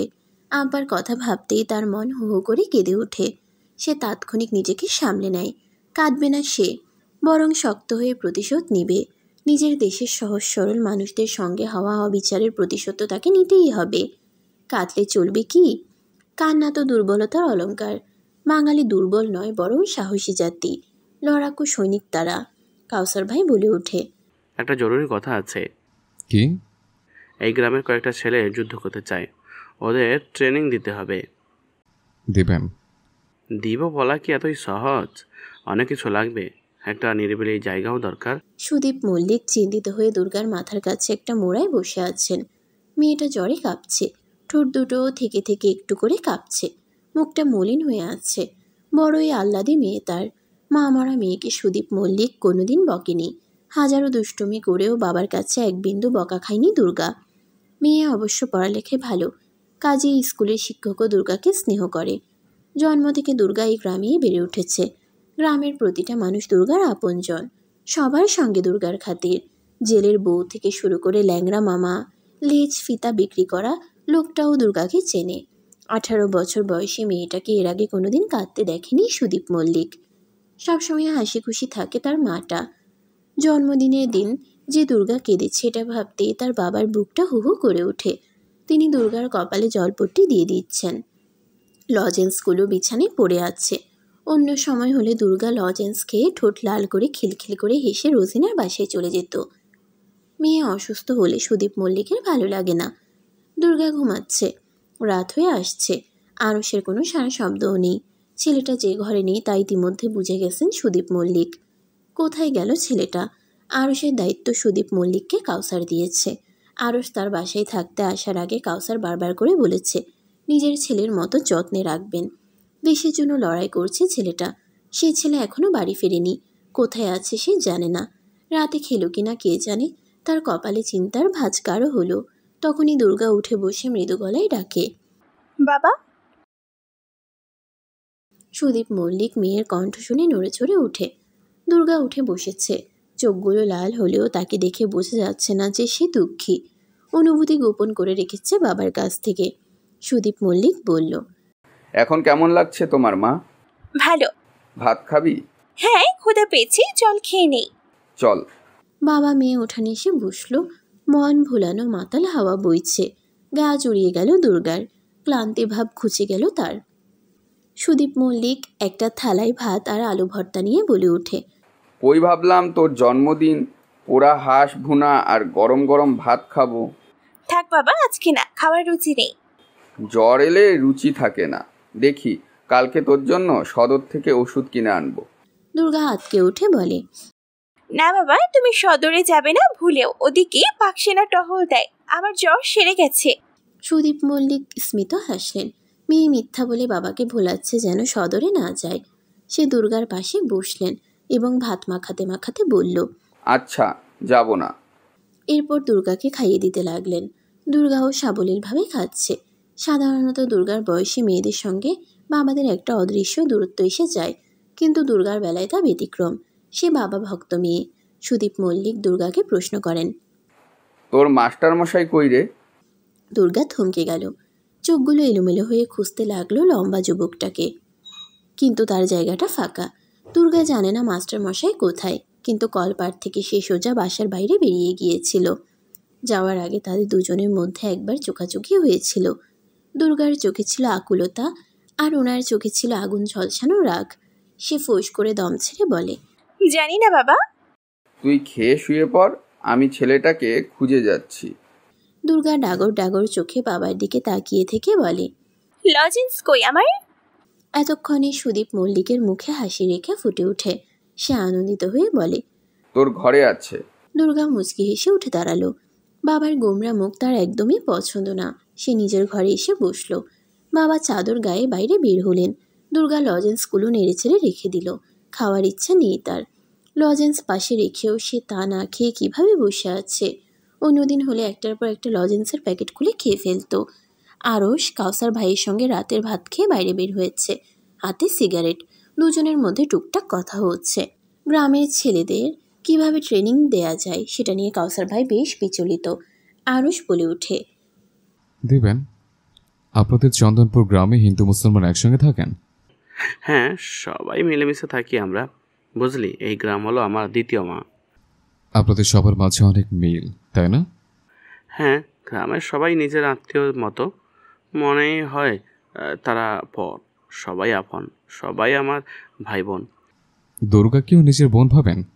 অবশ্যই, দুর্গা আমার সবচেয়ে আদরের ছোট বোন। একটু দুষ্টু, এজন্যই বেশি স্নেহ করি। আরস অদ্ভুত চোখে তাকালো তার দিকে। তখনই তাদের সামনে এসে দাঁড়ালো সুদীপ মল্লিক। আরস বেশ বিস্মিত হলো সুদীপ মল্লিককে দেখে। উনি কিভাবে যেন তার হাতে থাকা সিগারেটের দিকে তাকিয়ে আছেন, যার জন্য আরস বিব্রত হয়ে মাটিতে ফেলে দিল সিগারেটটা। সুদীপ মল্লিক বলে, বাবা, তুমি এখনো বাসায় ফিরছো না কেন? আরও আজকে থেকে আমার সঙ্গে থাকবে কাকা। আসলে ট্রেনিং শুরু করব আমরা, সেই জন্য কাজ করতে হবে সবাইকে। আরসের ওপর দায়িত্ব বেশি। ও, কাউসার ভাই নিচ থেকে বলে ওঠে, দুর্গা কেমন আছে? আজকে মেয়েটার জন্মদিন, কিন্তু দেখো কি কাণ্ড, মেয়েটা জ্বরে কাতরাচ্ছে। আরস দুর্গার অসুস্থতার খবর শুনে পিলে চমকে ওঠে। কেমন খারাপ লাগা তাকে গ্রাস করে ফেলে মুহূর্তের মধ্যে। সে মাথা নিচু করে দাঁড়িয়ে রইল। কাউসার ভাই বিভিন্ন আলাপ জুড়ে দিল সুদীপ মল্লিকের সঙ্গে। এরপর কিছুক্ষণ পর উনি চলে গেলে কাউসার ভাই আরুষকে উদ্দেশ্য করে বলে, বেচারা দুর্গা আজ অসুস্থ। তুই তো জানিস না, দুর্গার নিজের প্রতি জন্মদিনে মায়ের শাড়ি পরে সেজে গুজে সবার বাড়ি বাড়ি গিয়ে দোয়া নেয়। এইবার আর তা করা হলো না মেয়েটার। আরুষে নিজেকে অপরাধী লাগতে লাগলো। কম বয়সী মেয়ে দুর্গা, এই বয়সে এমন আবেগ আসে। আরুষের উচিত ছিল দুর্গাকে সুন্দর করে বুঝিয়ে বলা। তাছাড়া মেয়েটা তো তার আসল পরিচয় জানেও না। সে জানেও না আরুষ মুসলিম। বাচ্চা মেয়ে একটা ভুল করে বসেছে। কোথায় আরুষ তার ভুল শুধরে দিবে, তা না করে সে কিনা দুর্গাকে শাস্তি দিল। নিজের প্রতি রাগ লাগছে তার। কাউসার ভাই বলে ওঠে, কিছু হয়েছে? তোকে উদাসীন দেখাচ্ছে। আরুষ জোরপূর্বক হেসে বলে, না ভাই, সব ঠিক আছে। ঘুম পাচ্ছে খুব। ঘরে যাবি? হুম। আয় আমার সাথে। বলে কাউসার ভাই তাকে ঘরে নিয়ে এলো। কাউসার ভাইয়ের রুমেই আরেকটা চৌকি আছে, সেখানেই আরসের শোয়ার ব্যবস্থা হলো। আরস নিজের সমস্ত ভার বিছানায় বিলিয়ে দিল। চোখে রাজ্যের ঘুম, কিন্তু আফসোস, চোখে ঘুম থাকা সত্ত্বেও সে ঘুমোতে পারছে না। চোখ বুঝলেই দুর্গার আঁকা বাঁকা দাঁতের হাসি মাথায় কিলবিল করছে। কালকে থেকে কি সে আর দুর্গাকে পড়াবে না? আচমকা তার মন অতিরিক্ত পরিমাণে খারাপ হয়ে গেল। কিন্তু কেন? মন খারাপ ভাবটা কার জন্য হচ্ছে? উত্তর কি জানে আরস? আজকে সম্ভবত পূর্ণিমা। আকাশে বিশাল এক ফালি চাঁদ উঠেছে থালার মতো। মধ্যরাতে জেগে জেগে আকাশের ওই চাঁদটা দেখায় ব্যস্ত আরস। কি করবে সে? ঘুম আসছে না। চাঁদ দেখতে ভালোই লাগছে। চাঁদের আলোয় ক্লান্তি ভাব না কমলেও স্বস্তিবোধ হচ্ছে তার। চোখে রাজ্যের এক গাদা ঘুম থাকলে সে টানা 4 ঘন্টা বিছানায় এপাশ ওপাশ করেও ঘুমাতে পারেনি। কাজেই জানালা দিয়ে আকাশের বুকে ভেসে বেড়ানো মেঘ আর চাঁদটা দেখছে সে। আরস স্মৃতিচারণ করতে লাগলো। কি সুন্দর পুতুল খেলার মতো দিন ছিল তার। বাবা মায়ের আদরের একমাত্র ছেলে সে। ঢাকায় নিজের বাড়ি। বাবা ঢাকা ভার্সিটির প্রফেসর। সম্মান, টাকা কিছুরই অভাব ছিল না তার জীবনে। সে নিজেও ছোটবেলা থেকে দারুণ ব্রিলিয়ান্ট। তাই তো নিজের স্বপ্ন ইঞ্জিনিয়ার হওয়াও পরিপূর্ণ হলো। যেদিন সে ইঞ্জিনিয়ার কলেজ তথা বুয়েটে ভর্তি হলো, বাবা কত খুশি হয়েছিলেন। খুশি হয়ে নিজের ব্যবহৃত কলমটা আরুষকে উপহার দিয়ে বলল, মে আল্লাহ ব্লেস ইউ মাই সান। আরুষের অজান্তেই চোখ চিকচিক করে উঠল। আরুষের মাঝে মাঝে মনেই থাকে না বাবা তার নেই। 25শে মার্চ রাতের অপারেশন সার্চলাইটে দাউ দাউ করে জ্বলেছিল পলাশির বস্তি। বিদ্রোহ ইপিআর ও রাজারবাগ পুলিশ লাইসেন্স সঙ্গে বিভিন্ন স্থাপনা ও প্রতিষ্ঠান। রাতের শেষ প্রহরে নিরপরাধ বাঙালিদের উপর যে অবিচারে মৃত্যু মিছিল ঘটেছিল, যার জন্য 1971 সালের 25শে মার্চকে কালরাত বলা হয়। সেই রাতে আরুষের পিতাও হত্যা হন। আরুষরা তার বাবার লাশটাও পায়নি। কোথায় যে মাটি চাপা দিয়ে গুম করে দিল হানাদার বাহিনীরা, তা অজানাই রয়ে গেল। 25শে মার্চ সন্ধ্যায় তার বাবা ঢাকা ভার্সিটির ক্যাম্পাসে কাজে গিয়েছিল আর ফেরেনি। আরুষ আর তার মা অপেক্ষায় ছিল তিনি আসবেন। 1 দিন, 2 দিন, 3 দিন গড়িয়ে আজকে কাটায় 2 মাস হয়ে গেল। বাবা আর ফিরে এলো না। আরুষের বুকটা দুমড়ে মুচড়ে যাচ্ছে। মায়ের অবাধ্যতা করে সে যুদ্ধে নাম লেখালো, ট্রেনিং নিল। মাকে তার নানু বাড়ি পাঠিয়ে দিয়ে সে ট্রেনিংয়ের জন্য নিজেকে প্রস্তুত করে। অবশেষে 2 মাস ব্যাপী প্রশিক্ষণ গ্রহণ করার পর সে গ্রেনেড হামলা করায় 20 পটু হয়ে যায়। কিন্তু রাইফেল তেমন একটা ভালো চালাতে পারে না। আরশ চোখ বুঝল 25শে মার্চ থেকে শুরু করে এই মে মাসের শেষ দিন পর্যন্ত না জানি কত মায়ের কোল খালি হলো, কত সন্তান ইতিম হলো, কত নারীকে সিঁদুর বিসর্জন দিতে হলো। হিসেব নেই। কেউ কি এই অত্যাচারের হিসাব রাখছে? আরশ ফোঁস করে দীর্ঘশ্বাস ফেলে। বাবা মারা যাওয়ার পর থেকে রজনীগুলো এত কেন দীর্ঘময় হচ্ছে? আচ্ছা, এমন কি হতে পারে না? বাবা মারা যাননি, বেঁচে পালিয়েছেন কোথায়? এমন হওয়া কি খুব অসম্ভব? জানা নেই তার। মাকে খুব মনে পড়ে, বারবার আকুতি করে বলছিল যেন যুদ্ধে না যায়। আরশ তখন নিজের মধ্যে ছিল না। এক মায়ের কথা মেনে নিয়ে তার দ্বিতীয় মায়ের অস্তিত্ব তো বিলীন হতে দেওয়া যাবে না। তাকে তো লড়তেই হবে, নিজের জন্য, তার বাবার হত্যার প্রতিশোধের জন্য, ভবিষ্যৎ প্রজন্মের সুরক্ষার জন্য তাকে যেতে হবে। সময় আর নদীর স্রোত কারোর জন্য নাকি থামে না, কিন্তু আরশের কাছে জীবন থেমে গেছে। দিন কখন হচ্ছে, কখন রাত হচ্ছে তার হিসেব রাখে না সে। আরেকটা দীর্ঘ রাত পার করে দিল সে। সকালে সে আর কাউসার ভাই গ্রামের দোকানে গেলেন। আজকে অনেকেই বের হয়েছে, অনেকে সদরে যাচ্ছে, কারণ দূর দূরান্তে পাক বাহিনী নেই। সদর আর রাখালপাড়ার পাক সেনার ঘাঁটি মুক্তিযোদ্ধারা উড়িয়ে দিয়েছে। এখন আর ভয় কিসের? গ্রামের ছোট্ট চায়ের দোকানে অনেকে গল্প করছে। সব গল্প জল্পনার মূলে হলো মুক্তিযোদ্ধাদের নিয়ে। তারা কোথায় লুকিয়ে আছে, সামনে আসছে না কেন, কে তারা, এইসব নানা কথা।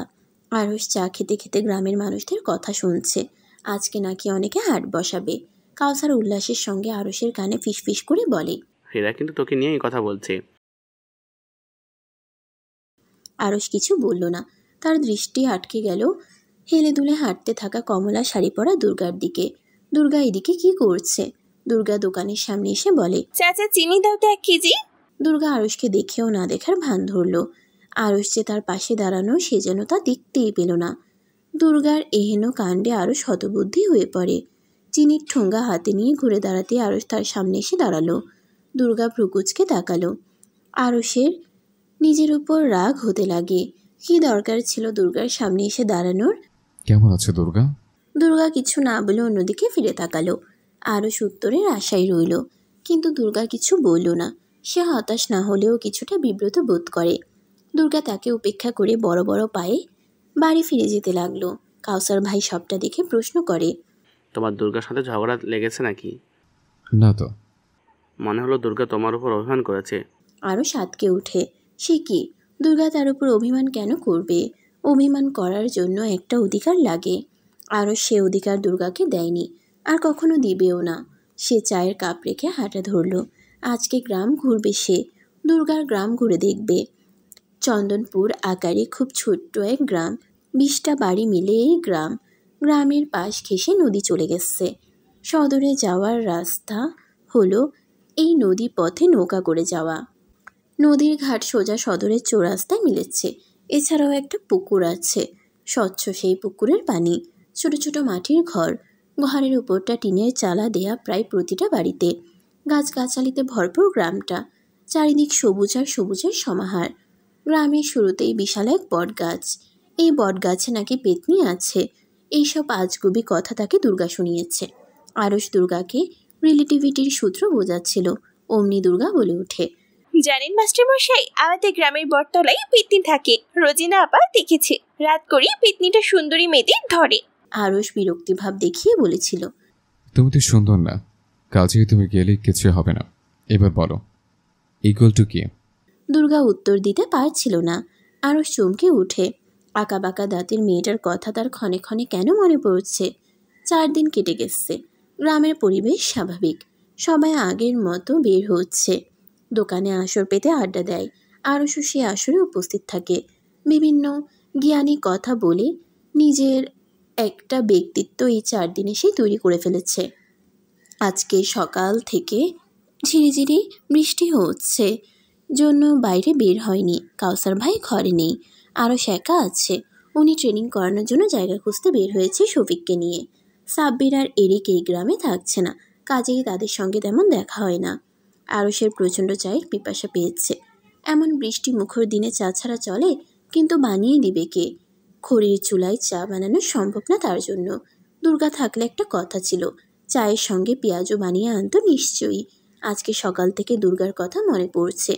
বৃষ্টি হলে বুঝি দুর্গা ও ময়ূরের মতো পেখম তুলে নাচে। সেদিনের দুর্গার বৃষ্টিতে ভেজার দৃশ্যপট তার চোখে ভাসছে। 4 দিন ধরে আরুষ কেবল দুর্গাকে নিয়েই ভেবে যাচ্ছে। দুর্গার লেখা এলোমেলো আগোছালো চিঠিটাও যত্নে তুলে রেখেছে সে। তখনই কাউসার ভাই ফিরে এলেন। মুখটা তার মেঘের মতো কালো। আরুষ জিজ্ঞেস করে,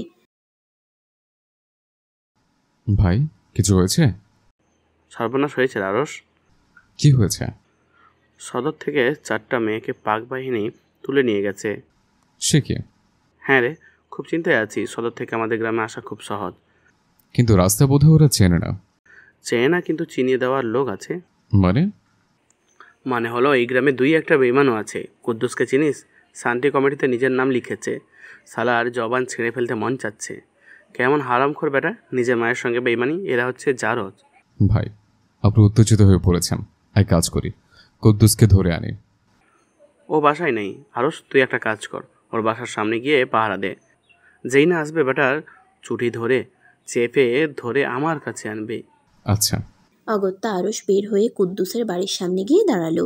এদিকে কেউ নেই, নিশ্চুপ চারিদিক। আরুষ দাঁড়িয়ে থেকে কুদ্দুসের অপেক্ষায় রইল। সিগারেট ধরালো সে। কতক্ষণ অপেক্ষা করতে হবে কে জানে। সূর্য তখন মাথার উপরে। 2-1টা হাঁসের প্যাক প্যাক ডাক কানে এসে বাজছে। আচমকা এদিকে দুর্গা আর রোজিনা এলো। তখন দুপুর প্রায়। আজকেও দুর্গা শুধু শাড়ি পরে আছে, ব্লাউজ নেই পরনে। তারা কি এই পথ ধরে পুকুরে স্নান করতে যায়? রোজিনা তার দিকে সরু চোখে তাকালো। এরপর দুর্গাকে নিয়ে যেই গতিতে হাঁটছিল তার চেয়ে হাঁটার গতি বাড়িয়ে দিল। দুর্গা একবারও তার দিকে তাকালো না। কিন্তু আরুষের চোখ দুর্গার খোলা চুলের দিকে আটকা পড়ল। এই জন্যই হয়তো বা বলে, নিষিদ্ধ কোনো কিছুর উপর আমাদের মন ও মস্তিষ্ক নিয়ন্ত্রণ হারিয়ে ফেলে। দুর্গারা যখন ফিরে গেল তখনও আরেকবার তাদের সাক্ষাৎ হলো। আরুষ এবার হাসার চেষ্টা করলো। দুর্গার মধ্যে কোনো প্রতিক্রিয়া দেখল না সে। সন্ধ্যা মেলাবার আগে কুদ্দুস মাথায় টুপি পরে বাড়ি ফিরতেই আরুষ তাকে ধরে ফেলে। কুদ্দুস একা এবং আক্রমণের জন্য অপ্রস্তুত ছিল, কাজেই তাকে হাত করতে আরুষের সময় লাগেনি। তার মুখ বেঁধে সন্ধ্যায় নীলাভ আকাশের নিচে হেঁটে হেঁটে কুদ্দুসকে জোর করে কাউসার ভাইয়ের বাড়ি নিয়ে এলো। মাগরিবের আজান পড়ে গিয়েছিল তখন। ঝোপঝাড় থেকে এক প্রকার লুকিয়ে আরুষ তাকে ধরে বেঁধে এনেছে সবার চক্ষু আড়ালে। কাউসার ভাই কুদ্দুসকে হাতের নাগালে পাওয়া মাত্র কিলঘুষি মারতে লাগলো। কুদ্দুস মার খেতে খেতে বারবার মাফ চাচ্ছিল, কিন্তু ভাই দমার পাত্র না। সে কুদ্দুসকে সমান তালে মারতে লাগে এবং সব কিছু প্রকাশ করার জন্য বাধ্য করে। এরপর তারা যা শুনলো তার জন্য মোটেও প্রস্তুত ছিল না। মিলিটারি বাহিনী নাকি এই গ্রামে এসেছে, বটতলায় আছে এখন, জিপ নিয়ে এসেছে। মোট 5 জন এসেছে, রাইফেল সহ। হিন্দুদের একটা তালিকা করিয়েছে কুদ্দুসকে নিয়ে তারা। আজকে নাকি কেবল হিন্দুদের উপর আক্রমণ চালাবে। আরুষের মাথায় আকাশ ভেঙে পড়ে। কুদ্দুসের মতে সেই তালিকায় সবার আগে সুদীপ মল্লিকের নাম। আরুষ বিড়বিড়িয়ে বলে ওঠে, আল্লাহ রক্ষা করো। তার গায়ের প্রতিটা লোম খুব খাড়া হয়ে গেল। আরুষ স্তম্ভ হয়ে দাঁড়িয়ে গেল। গা কাটা দিয়ে উঠছে তার। নিঃশ্বাস ফেলতেও ভারী কষ্ট লাগে। ভয়ে পেটের ভেতরটা পাক দিচ্ছে। কাউসার ভাই কুদ্দুসের পেটে একটা লাথি মারল। কুদ্দুস কুকিয়ে ওঠে। কাউসার এক গাদা থুতু ফেলে বলে, আরস, দেরি করা যাবে না। আজকে সালার বেটাগুলোকে জব্দ করতে হবে। এই গ্রাম থেকে জিন্দা ফেরত যেতে দিব না। মোট 8 জন ওরা, সাথে রাইফেল অস্ত্র সবই আছে। কিভাবে লড়াই করবো আমরা? কাউসার ভাই গম্ভীর গলায় বলে, ভুলে যাস কেন বারবার?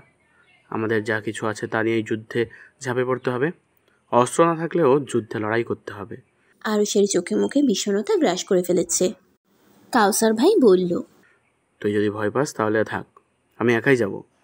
ভয় পাচ্ছি কথা কে বলল? বাংলার ছেলে আমি, সহজে ভয় পাওয়া আমার স্বভাব না। চল আগে দুর্গাদের বাসায় যাই। তুই পেছন দিক দিয়ে যা, আমি সামনে দিয়ে যাচ্ছি। আচ্ছা। আমার কাছে রাইফেল নেই, একটা ডাবকাতা দা আছে, তোকে দিচ্ছি, সঙ্গে রাখ। আচ্ছা। কাউসার ভাই ঘর থেকে দা বের করে দিলে আরুষ আর এক মুহূর্ত অপেক্ষা করলো না। দৌড় লাগালো। হাত পা ভীষণ রকমের কাঁপছে তার। দুর্গা ঠিক আছে তো? দুর্গা আর সুদীপ মল্লিকের কিছু হলে সে কিভাবে সহ্য করবে? এ কটা দিনে তাদের প্রতি যে আরুষের মায়া জন্মে গেছে তা খুব করে টের পাচ্ছে সে। চোখের কার্নিশে যে জল এসে চিকচিক করছে তা অনুভব করছে সে। 2 সপ্তাহের কম তাদের সঙ্গে ছিল, এতেই এত মায়া জন্মে গেল। আচ্ছা, মায়া জন্মানো সহজ নাকি মায়া কাটানো সহজ? আরস এক নিঃশ্বাসে দৌড়ে দুর্গাদের বাসার পেছনের দিকে এসে থামল। হাঁপাচ্ছে সে। কলপাড়ের দিকটায় পেছনের দিকে, এই দিকটাই কেবল আরসের কোমর সমান একটা দেয়াল দিয়ে বাঁধাই করা, যা সহজেই টপকে ওই পারে নামা যায়। আরস বিড়ালের মতো পা ফেলে দেয়াল টপকালো। দেয়াল টপকে নিচে নেমে কলপাড়ের 1/3 অংশ তার নজরে এলো। সে ধীর পায়ে কলপাড়ে এগুতে লাগে। আশেপাশে অতিরিক্ত নীরবতা, যেটা কিনা আরসের মনে ভয় ঢুকিয়ে দিচ্ছে। দোয়া শুধু একটাই, দুর্গা আর সুদীপ মল্লিক যেন সুরক্ষিত থাকে। দরকার হলে নিজের জান বাজি রেখে তাদের রক্ষা করবে আরস। সুদীপ মল্লিকের মধ্যে নিজের বাবার ছায়া খুঁজে পেয়েছিল আরস। কিন্তু আশ্চর্যজনক ব্যাপার হলো, আরসের বাবা সুশিক্ষিত একজন লোক ছিল, এদিকে সুদীপ মল্লিক অশিক্ষিত গ্রামের এক লোক। তাদের ধর্ম আলাদা, বর্ণ আলাদা, পরিবেশ ভিন্ন, সব কিছুতেই অমিল। তারপরও আরস সুদীপের সঙ্গে বাবার মিল পেত। আচ্ছা, ধর্ম, বর্ণ, জাতপাতের ঊর্ধ্বে কি পিতা? অবশ্যই। পৃথিবীর সব বাবাই কি এক? তাদের ভালোবাসা প্রকাশের ভঙ্গিও কি একই রকম? কলপারে যেতেই আরসের চক্ষু কপালে উঠে আসলো।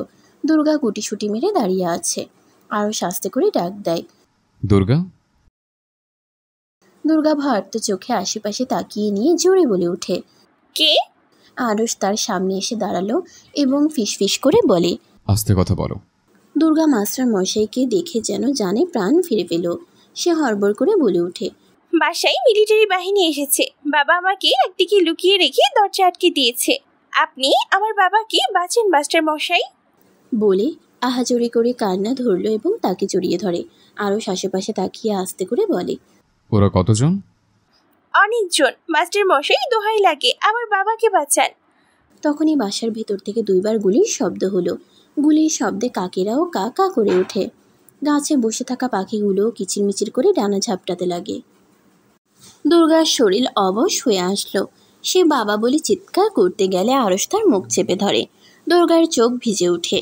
সে নিজেকে ছাড়ানোর চেষ্টা করতে লাগলো আরসের কাছ থেকে। আরস তাকে শক্ত করে চেপে ধরে থাকে। সে জানে ছেড়ে দিলেই দুর্গা নিজের বাবার কাছে ছুটে যাবে, আর তখনই পাক বাহিনী তাকে ধরে ফেলে হয় মেরে ফেলবে কিংবা ধরে নিয়ে গিয়ে নির্যাতন করবে। গায়ে কাঁটা দিয়ে উঠল তার। ভেতর থেকে পরিচিত কণ্ঠস্বরে গোঙানির শব্দ ভেসে আসে। আরুষের বুকটা দুমড়ে মুচড়ে যাচ্ছে। আরেকজন বাবা মারা গেল, কিন্তু সে অসহায়। কেন এত অসহায় বাঙালি? কেন নিজের সঙ্গে অবিচার হওয়া সত্ত্বেও পালিয়ে যায়? কেন কিছু সংখ্যক মানুষ নিজের গাঁয়ের মানুষকে হত্যা করার জন্য পাকদের রাস্তা চিনিয়ে আনছে কিছু পরিমাণ টাকার জন্য? ছি! দুর্গা কেঁপে কেঁপে উঠছে। কানে বাবার গোঙানি শোনা মাত্র তার সমস্ত ইন্দ্রিয় অচল হয়ে গেছে। কান্নারা দলা পাকিয়ে এসে থেমে যাচ্ছে। অশ্রুরা বর্ষণের ন্যায় ঝরতে পারছে না, চোখেই আটকা পড়ছে। আরস তাকে এক ঝটকায় টেনে বাইরে নিয়ে এলো। দুর্গাকে নিয়ে দেয়াল টপকাতে তার বেগ পেতে হয়েছে, তবুও অবশেষে ঝোড় ছাড়ে এসে থামল সে। দুর্গাকে ছাড়া মাত্র সে পাগলের ন্যায় কান্না জুড়ে দিল। বাবা বলে 2বার হাঁক ছেড়ে ডাকলো। প্রতি উত্তরে কেউ কিরে মা বলে আওয়াজ দিল না। দুর্গা হাঁটু গেড়ে বসে কান্না করতে লাগলো। সে মাটির ঘাস টেনে টেনে উপচে ফেলছে। প্রচণ্ড কাঁপছে সে। আচমকা আরস ডাব কাটা দা বের করলো। দুর্গা চমকে উঠে দূরে সরে যায়। সে বলে ওঠে, এখান থেকে কোথাও যাবে না, আমি আসছি দুর্গা। তোমার বাবা আমার বাবার উপর হওয়া অন্যের প্রতিশোধ নিয়ে আমি ফিরব। দুর্গা অবিশ্বাস্য চাউনিতে তার দিকে তাকিয়ে থেকে বলে ওঠে, আপনি কে? আপনার পরিচয় কি? আপনার হাতে দা কেন? আপনি কুদ্দুস ভাইয়ের বাসার সামনে কি করছিলেন? আপনি কি রাজাকার? মায়ের সঙ্গে বেমানি করার মতো রুচিহীন না আমি। তাহলে কি আপনি? আপনার পরিচয় কি? আমার প্রথম পরিচয় আমি মানুষ, আমার দ্বিতীয় পরিচয় আমি মুসলিম, এবং আমার তৃতীয় পরিচয় আমি একজন মুক্তিযোদ্ধা। দুর্গার গা বেয়ে বিদ্যুৎ বয়ে যায়। সে এতই অবাক যে মুখ দিয়ে শব্দ করতে পারল না। আরস দৌড়াতে লাগলো। এতগুলো সেনার সঙ্গে তারা দুজন সরাসরি পারবে না। কাউসার ভাইকে থামাতে হবে, নাহলে সর্বনাশ অপেক্ষা করছে তার জন্য। আসসালামু আলাইকুম জনাব। পাকিস্তানি আর্মির 8 জন যখন সুদীপ মল্লিকের বাসায় হত্যাকাণ্ড চালিয়ে বের হলো, তখনই কেউ তাদের সালাম দিয়ে উঠল। তারা বেশ বিরক্ত। কথা ছিল কুদ্দুস সঙ্গে সঙ্গে থাকবে, কিন্তু ব্যাটা লাপাত্তা। তাদের মধ্যে কেউ একজন সালামের উত্তর দিয়ে বলে, तुम कौन हो छोकरा? যুবকটা বলে ওঠে, স্যার, আমি কুদ্দুসের ভাই। হুট করে ওর জ্বর এসছে, তাই আসতে পারানোর জন্য আমাকে পাঠিয়েছে। तुम कुद्दुस के भाई हो? জি জনাব। পাকিস্তানি বাহিনীর আরেকজন সামনে এলো। বেশ লম্বা সে, গটগট করে বাংলায় বলে, কুদ্দুস বেটা আসে নাই কেন? ও অসুস্থ, আমাকে পাঠিয়েছে। তুমি কে? নাম কি তোমার? জি স্যার, আমার নাম আরশ। আরশ? জি। আরশ মানে কি? আল্লাহর সিংহাসন। মুসলিম? আরশ শেষে জবাব দিয়ে বলে, মুসলিম জন্যই তো চাই পাকিস্তান যেন পৃথিবীর সবচেয়ে বড় মুসলিম দেশ হোক। পাক সেনার মুখে হাসি ফুটে ওঠে। আরশ জানতো তারা এই জবাবে সন্তুষ্ট হবে। একজন বলে ওঠে, চলো গ্রামের অন্যান্য হিন্দুদের বাসায় নিয়ে চলো। জনাব, একটা সমস্যা আছে। কি সমস্যা? আসলে আমাদের গ্রামের পুকুর ঘাটের দিকের আইলটা খুব সরু, 2-3 জন ছাড়া যাওয়া যায় না, তার উপর আজকের কাদা কাদা। সমস্যা নাই, চলো। আরশ ব্যতিব্যস্ত হয়ে গেল এবং বলল, একবার এতজন একসাথে গেলে গ্রামবাসী বুঝে গেলে আপনাদের জন্য বিপদ হবে। এর চেয়ে 2 জন করে আইল পার হন। আচ্ছা, যেমনটা তোমার ঠিক লাগে। আপনারা 6 জন এখানে অপেক্ষা করুন, আমি প্রথমে 2 জনকে নিয়ে আইল পার করাচ্ছি। আরশ 2 জন পাক সেনা নিয়ে হাঁটা আরম্ভ করলো। বেশ কিছুক্ষণ হেঁটে হেঁটে সে পুকুরের সামনে এসে দাঁড়ালো। পুকুরের পাশেই ধান ক্ষেত এবং ধান ক্ষেতের মাছ দিয়ে চিকন সরু পথ, যাকে আইল বলে। ধান ক্ষেত পার হলেই ওদিকে 4টা হিন্দু বাড়ি আছে। এই বলে পাক সেনা দুটোকে আগে আগে যেতে দিয়ে নিজের পেছনে থাকলো আরশ। পরিকল্পনা অনুযায়ী ঠিক মাঝে গিয়ে কাউসার হামলা করবে। সঙ্গে গ্রামের 3 জন ছেলেও আছে, আর পেছনে তো আরশ হাতে দাঁড়িয়ে আছেই। পরিকল্পনা অনুযায়ী মাঝ বরাবর আসতেই কাউসার ভাই পাক বাহিনীর মাথায় আঘাত করে এবং দ্বিতীয়জন কিছু বোঝার আগে আরশ দা দিয়ে তার কাঁধে আঘাত করল। দুজনই রক্তাক্ত হয়ে মাটিতে লুটিয়ে পড়ে। আরশ সময় নষ্ট না করে নিজের শরীর থেকে রক্ত মুছে আবারও উল্টো পথে রওনা হলো। প্রচণ্ড উত্তেজিত সে। প্রতিটা নার্ভেই শীতল শিহরণ বয়ে যাচ্ছে তার। তরতর করে ঘামছে সে। দুর্গার বাসের সামনে পৌঁছে আবারও 2 জন পাক সেনা নিয়ে বের হয়ে আইলের মাঝে আসলে ঠিক আগের মতন হামলা করা হয় তাদের উপর। পরিকল্পনা অনুযায়ী সব কিছু হচ্ছে জন্য সবাই স্বস্তি পাচ্ছে। কাউসার ভাইকে একদম ঠিক সময়ে গিয়ে থামিয়েছিল আরশ। কাউসার দুর্গার বাসায় ঢুকতে যাবে তার আগেই আরশ তাকে বাধা দিয়ে সরিয়ে এনে এই পরিকল্পনা তৈরি করে। তৃতীয়বার আর পরিকল্পনা মাফিক কিছুই হলো না। পাকিস্তানি বাহিনীর 4 জনই একসাথে যাবে। তাদের নাকি অপেক্ষা করে সময় বরবাদ করার ইচ্ছা নেই আর। আরশ মহা বিপদে পড়ে গেল। দুরু দুরু বুকে হাঁটে ধরল সে। আইলের সামনে এসে এদিক ওদিক তাকালো। কিভাবে বার্তা পাঠাবে কাউসার ভাইকে? সামনে ঘোর বিপদ, অন্য কোথাও নিয়ে যাওয়ার উপায় নেই। এর চেয়ে আইলের মাঝে গিয়ে হামলা চালানোই শ্রেয়। আইলের মাঝে আসতেই কাউসার ভাই জয় বাংলা বলে প্রথম জনকে আঘাত করে। আরশ চতুর্থ জনকে পেছন দিয়ে আঘাত করে। 4 জন পাক সেনাকে দেখে কাউসার ঘাবড়ে গিয়ে মহামূল্যবান 7 সেকেন্ড অপচয় করে, যার জন্য তাকে ভর্তুকি পোহাতে হয়। দ্বিতীয় জন তাদের কিছু করতে না পারলেও তৃতীয় পাক সেনা বন্দুক বের করে আরশের কাঁধে গুলি করে। আরশ সঙ্গে সঙ্গে মাটিতে লুটিয়ে পড়ল।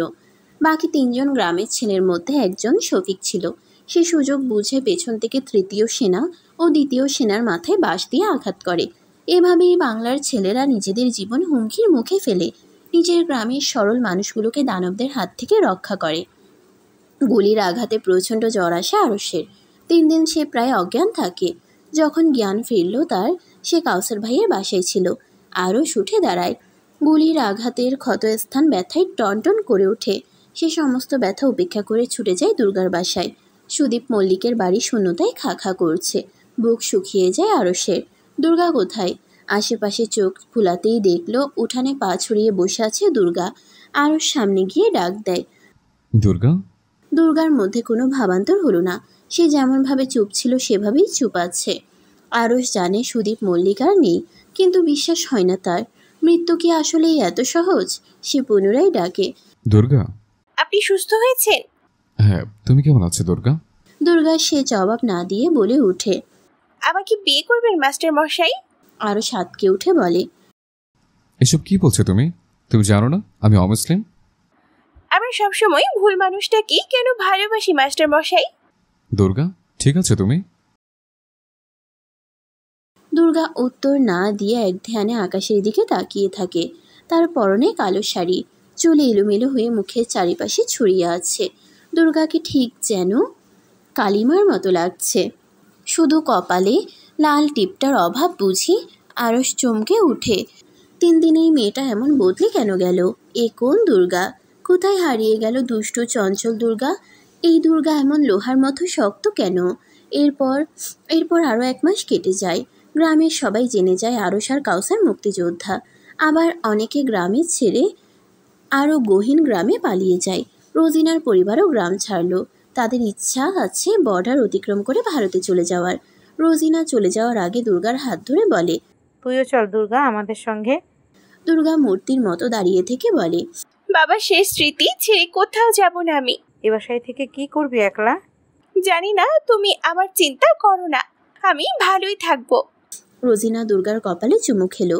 সে জানে না এরপর আর কোনোদিন দুর্গার সঙ্গে দেখা হবে কিনা, আদৌ তারা বেঁচে থাকবে কিনা, আবারও নিজের ভিটে মাটিতে ফিরে আসতে পারবে কিনা। সব কিছুতেই কেমন অনিশ্চয়তা। 1 মাসে গ্রামের কয়েকটা ছেলে মোটামুটি ট্রেনিং রপ্ত করে নেয়। আরশকে অন্য জায়গায় যেতে হবে। আপাতত চন্দনপুরে আর ভয় নেই, কিন্তু পাকিস্তানি বাহিনী অন্যান্য বিভিন্ন জায়গায় হামলা চালাচ্ছে, ক্যাম্প তৈরি করছে। চলে যাওয়ার আগের দিন দুপুরে সে দুর্গার বাসায় এসে দেখে দুর্গা ঘরে নেই। খবর পাওয়া গেল দুর্গা নাকি পুকুর ঘাটে বসে আছে। আরশ পুকুর ঘাটে গিয়ে দুর্গার পাশে বসে বলে, দুর্গা, আমাকে যেতে হবে, তুমি নিজের খেয়াল রেখো। দুর্গা তার চোখে চোখ রাখল। সে দিব্যি টের পারছে মাস্টার মশাইয়ের চোখে বিচ্ছেদের বেদনা। দুর্গা আস্তে করে বলে, আমরা কবে স্বাধীনতা জয়লাভ করব? খুব শীঘ্রই। দেশ স্বাধীন হলে আপনি ফিরবেন আমার কাছে? আরশ নিষ্পলকভাবে তার দিকে চেয়ে থেকে হাতে হাত রেখে বলে, কেন এমন অন্যায় আবদার করছো? ঈশ্বরের কাছে প্রার্থনা রইল পরের জন্ম যেন একতরফা ভালোবাসার মানুষটিকে ভুলে যাওয়ার ক্ষমতা নিয়েই পাঠায়। মৃদু হেসে বলল কথাটা দুর্গা। আরশ উঠে দাঁড়ায়। এখানে আর 1 মুহূর্ত থাকলে সে কেঁদে দিবে। যাওয়ার আগে কাপা গলায় আরশ বলে ওঠে, ইনশাল্লাহ আমরা বিজয়ী হব। তুমি নিজের খেয়াল রাখবে, মিলিয়ে নিও। আগামী পূজা আবারও মেলা হবে, তুমি আলতা কিনতে যাবে, দেখিও সব ঠিক হয়ে যাবে। কারো ভয়ে রাত জাগতে হবে না তোমাকে। দুর্গা স্বচ্ছ পুকুরের পানির দিকে তাকিয়ে থেকে বলে, প্রতি রাতে আমাদের আঙিনায় এসে কেন দাঁড়িয়ে থাকেন? দুর্গার কথায় ভরকে যায় আরশ। সে মিনমিন সুরে বলে, জানি না। এরপর আর কথা হয়নি তাদের। আরও সত্যি সত্যি পরদিন দুপুরে রওনা দেয়। যাওয়ার আগে দুর্গার বাসার সামনে গিয়ে দাঁড়ায়। বুকটা তার হু হু করে ওঠে। কাকতালীয়ভাবে আজও দুর্গা ভিজা কাপড়ে তার সামনে তথা উঠানে এসে দাঁড়ায়। অনুভূতিশূন্য চোখে দুর্গা তার দিকে তাকালো এবং স্মিত হাসল। সে হাসিটা যেন আরুষের বুকে শুলের ন্যায় বিঁধল। আরুষ বলে ওঠে, যাচ্ছি দুর্গা। যান, বিজয় হয়ে বীর হয়ে ফিরে আসুন, এই প্রার্থনাই রইল। নিজের যত্ন নেবে। পরের জন্ম সত্য হলে আমি আপনাকে অভিশাপ দিব, আপনি যেন আমার হন। আরুষ কিছু বলল না। দুর্গাকে দেখে নিয়ে বের হলো। হাঁটা ধরল সে। হেঁটে হেঁটে দুর্গার বাসার সামনে গিয়ে গরুর গাড়িতে উঠে পড়ে। গরুর গাড়ি চলা শুরু করে দিল। আরশ পকেট থেকে দুর্গার কাঁচা হাতে চিঠিটা বের করে বিড়বিড়িয়ে বলে ওঠে, আমি জীবনে 3 জনকে সবচেয়ে ভালোবাসি। প্রথমজন হলো আমার রব, দ্বিতীয়জন হলো আমার 2 মা, একজন যে আমাকে গর্ভে রেখেছে, আর দ্বিতীয় মা হলো আমার বাংলার মা, যার বুকে আমি শ্বাস নিয়ে বেঁচে আছে। এবং আমার তৃতীয় ও সবচেয়ে মহামূল্যবান ভালোবাসা হলো তুমি দুর্গা। আরশের পেছনে 2টো চোখ থাকলে সে দেখতে পেত। 18তে পা দেওয়া এক তরুণী তার জন্য ইতিমধ্যে অপেক্ষা করা শুরু করে দিয়েছে। তার ফেরার প্রহর গুনছে, অথচ যার জন্য অপেক্ষারত সে, তার ফেরবার কোনো প্রতিশ্রুতি নেই। দুর্গা উঠান পেরিয়ে বাসার সদর দরজার সামনে এসে দাঁড়িয়ে 2 নয়ন দিয়ে টলমল চোখে আরশের প্রস্থান দেখছে। তার চিৎকার করে বলতে মন চাচ্ছে, তোমাকে অন্য কেউ আলিঙ্গন করার আগে যেন ঈশ্বর আমার আয়ু রেখা সমাপ্তি ঘোষণা করেন। আচমকা লিলুয়া হাওয়া বয়ে গেল।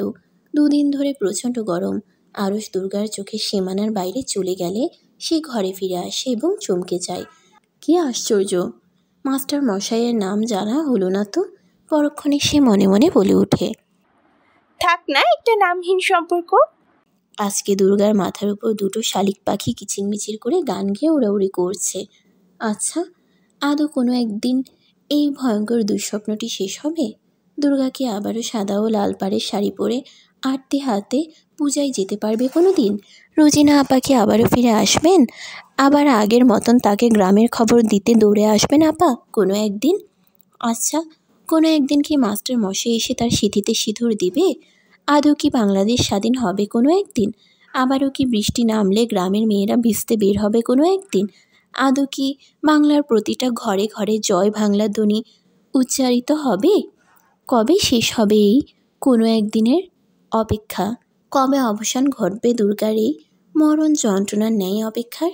দুর্গা দু কদম এগিয়ে এসে গম্ভীর দৃষ্টিতে মাথা উঁচিয়ে শালিক জোড়াকে দেখতে লাগে। সূর্যের তাপে তার মুখ লাল হয়ে এলো। দুর্গার চোখ বেয়ে প্রায় 1 মাস পর 2 ফোঁটা অশ্রু গড়িয়ে পড়ল। সমাপ্ত।